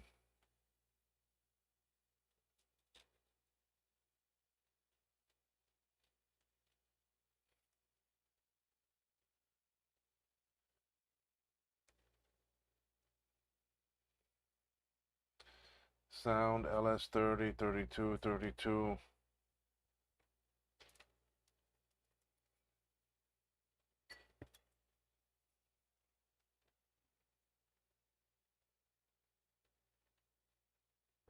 I don't know, folks. I don't know what to do with this one right now. It's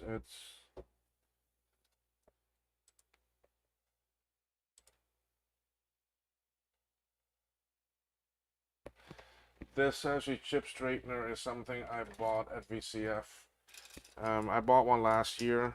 Some people actually 3D print them and sell them there. So I bought one last year and it works very well for me. I loved it. I used it so much that I completely tore it apart because after a while the pins will start digging into the plastic and actually wear out. So then this year I bought another one. So that's where it came from. So this is gonna take a lot of work off the bench. I wanna study it well, make sure the right components are in the right places.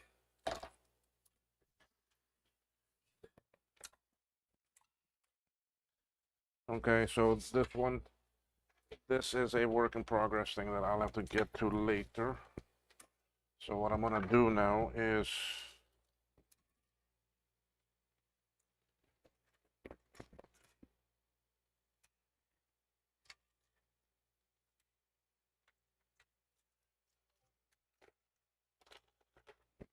put some of my memory things there away.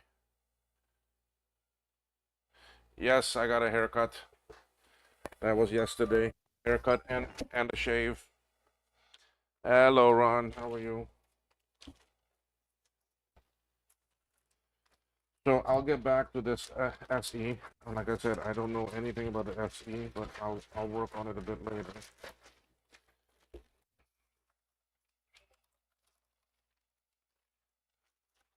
I do have another machine from this person.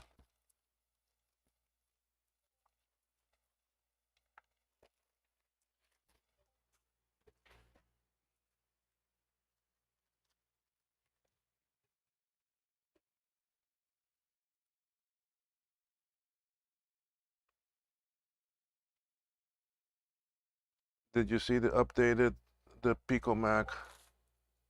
Who's that too? Oh, that's the emulator thing, yeah.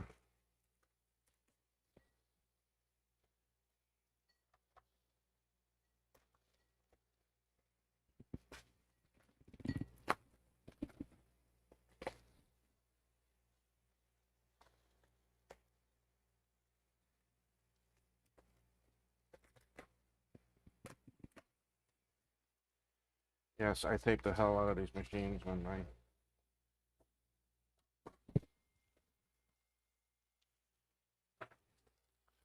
All right, what did he tell me about the CI?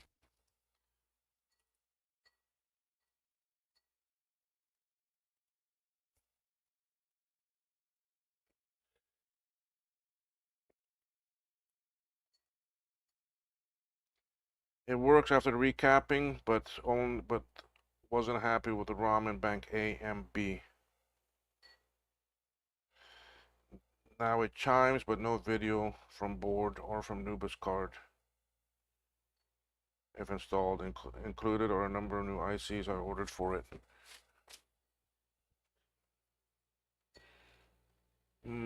Video problem. If he recapped this, ay, ay, ay. I mean, is this recapped, folks?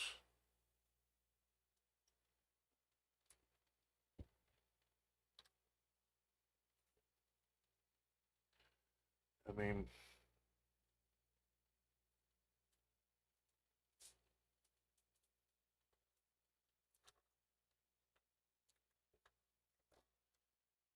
it just came undone because it looks like he didn't take out the post. He just soldered it onto the old one. All right, I'll have to work on that. The board looks, I mean, in really good shape.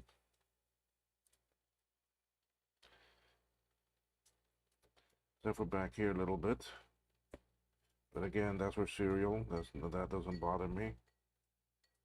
You see some things I don't like though.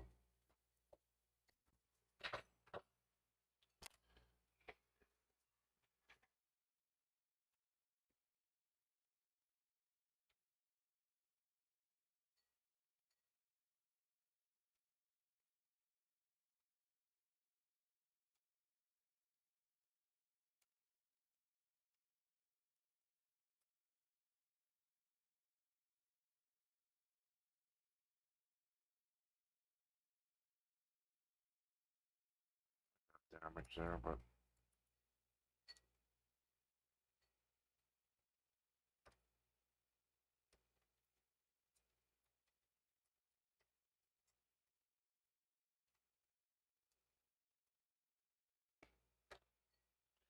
that's one massive cap.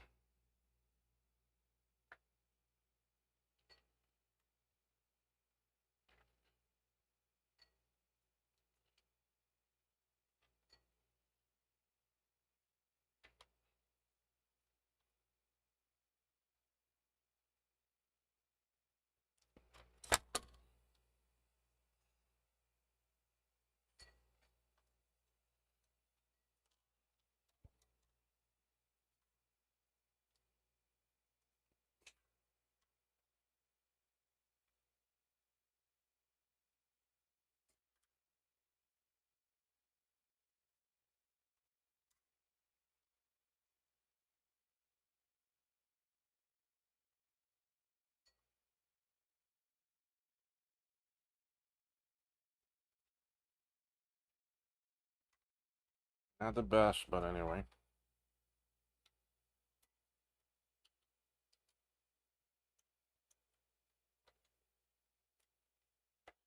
I'll end up fixing that up. I have to. I can't leave it that way.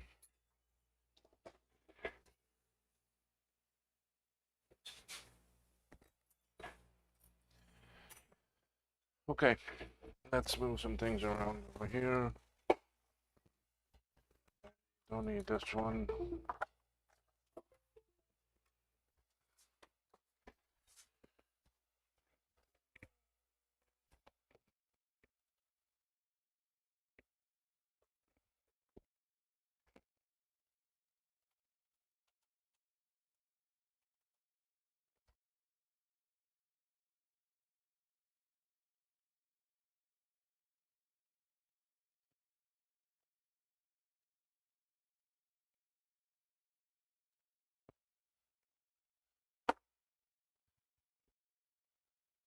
We're getting a power supply here, folks. Hold on 1 second.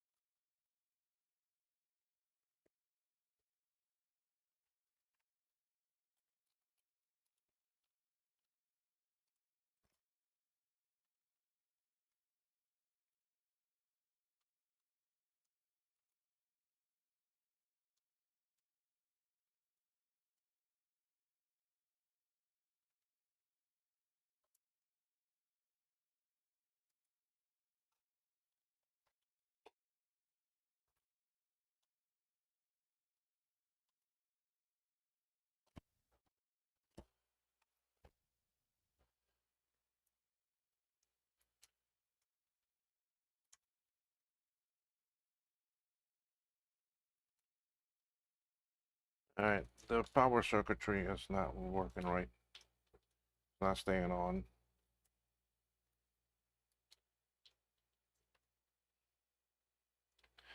Yeah, the power circuitry is not staying on. As soon as I turn it on, it's gonna shut off. Okay, so I need to check this area back here. But I'm gonna do that later, or I'm gonna do that off camera, or tomorrow on Dave's stream, or tonight. I need to put this back on the SA30.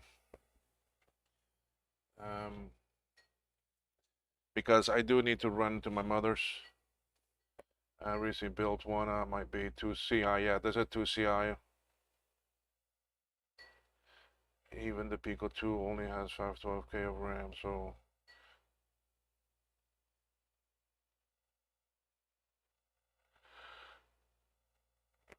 the cap. No, there's just. I mean, they use very big ones, and I may change it. I need to see. I need to see if we even use the right values. I mean, those are very big ones. But there's a lot of gunk up here. I mean, this This area up here is always like that. The soft power stuff. Oh my God, no, no. Oh no.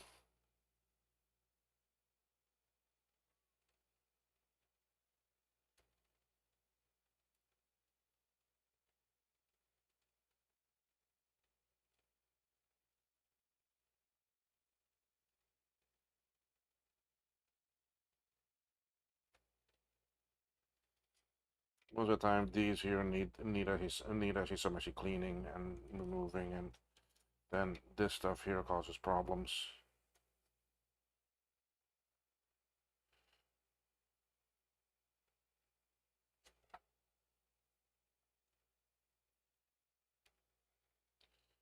It's not wanting to stay on. So to me, that's shorten the pro here in this. There's an issue.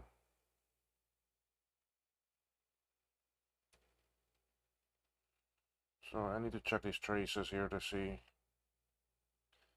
It's already something there broken. You see, you can tell he's already fixed something here.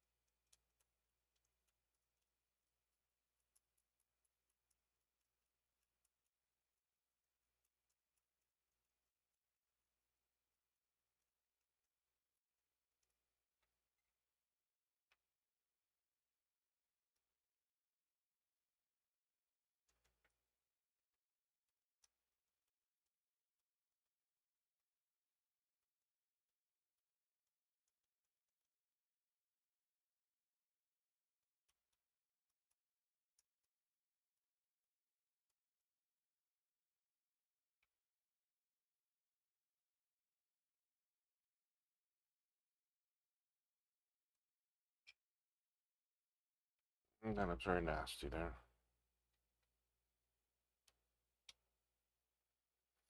So it's the usual thing, taking all these off and cleaning them, especially here too, more than likely.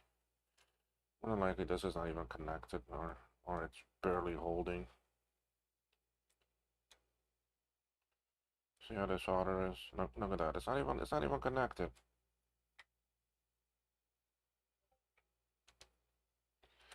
Not even connected.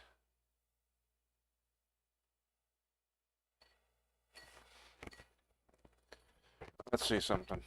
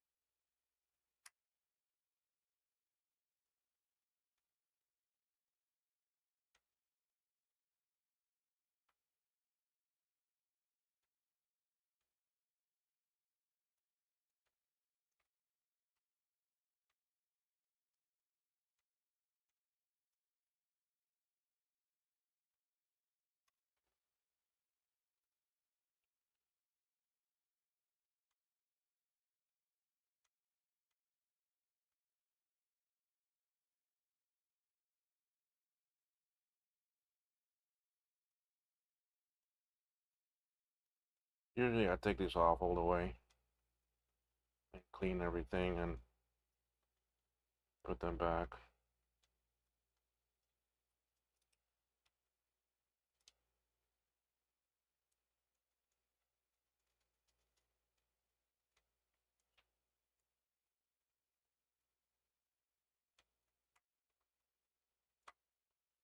I'll still come back and take them off. I'm not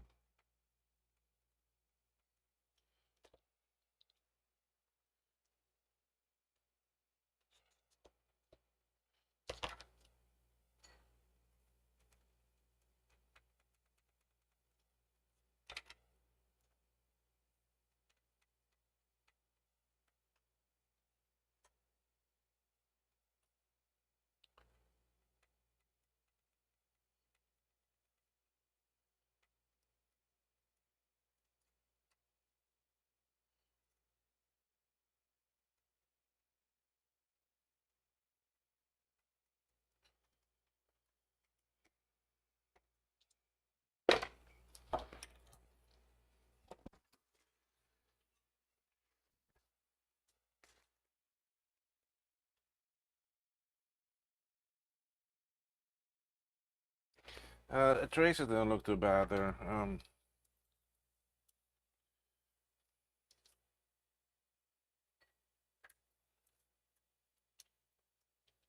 No, it's still shutting right back off. Let me try a different power supply. It might be this power supply because I don't think this was my normal power supply that I use.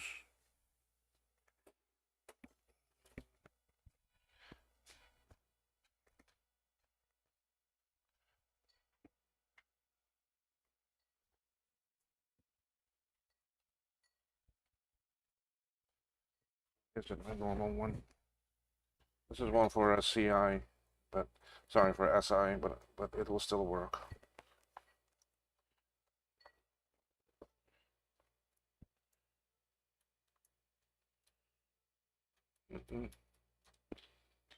Oh yeah.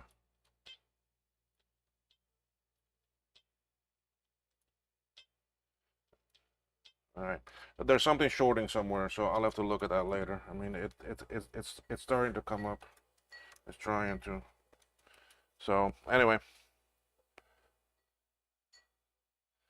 they could be the actually cap juice corrosion. Yeah, I mean that's what I normally replace them for.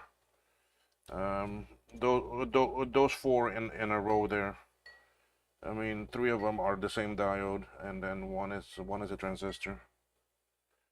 I normally replace those, and then those other chips, those other three chips right there too. I normally take them off and clean and that. But I want to check these capacitor values and everything, and I think something there is actually wrong. But anyway, but I'll do that later. I have to soon run over to my mother's that I normally do. So, uh, what a day! What a day! A lot of stuff today. I got another SE30 done. Resolved the issues on those other two. So really, three boards today. Finished two that had issues, and then reloaded one. So I'm very happy with that. Oh, it's over here. I need to finish that too. I need to finish some things on that. So I may do that and work on this CI on Dave's stream tomorrow. So, but folks, thank you for watching again. I will not be coming back tonight. I'm tired. I think after my mother's, I'm gonna come home and take a nice hot shower and plop myself down in front of the TV for a bit. And then within 30 minutes, the TV is going to be watching me actually sleeping. So I guess I'll probably pass out in the actually lazy boy. Good thing that my dog doesn't like to jump on my lap. So that's a good part, I guess, maybe. Anyway, that's it, folks. Thank you for watching. Do a like, and if you all need to email me, you know how to reach me, kmacvintage@gmail.com. kmacvintage.com is the website. You can go there and find some nice little goodies. I even have shop.kmacvintage.com, so if you want to go see what's there. Mark has bought a couple items off of the shop at kmacvintage.com. It's just shirts and different things and that. I need to add some more stuff, but it's just no time for it. So, folks, you all have a good evening. I know I will, and some of you I'll see on Dave's stream tomorrow. Then, okay. All right, guys.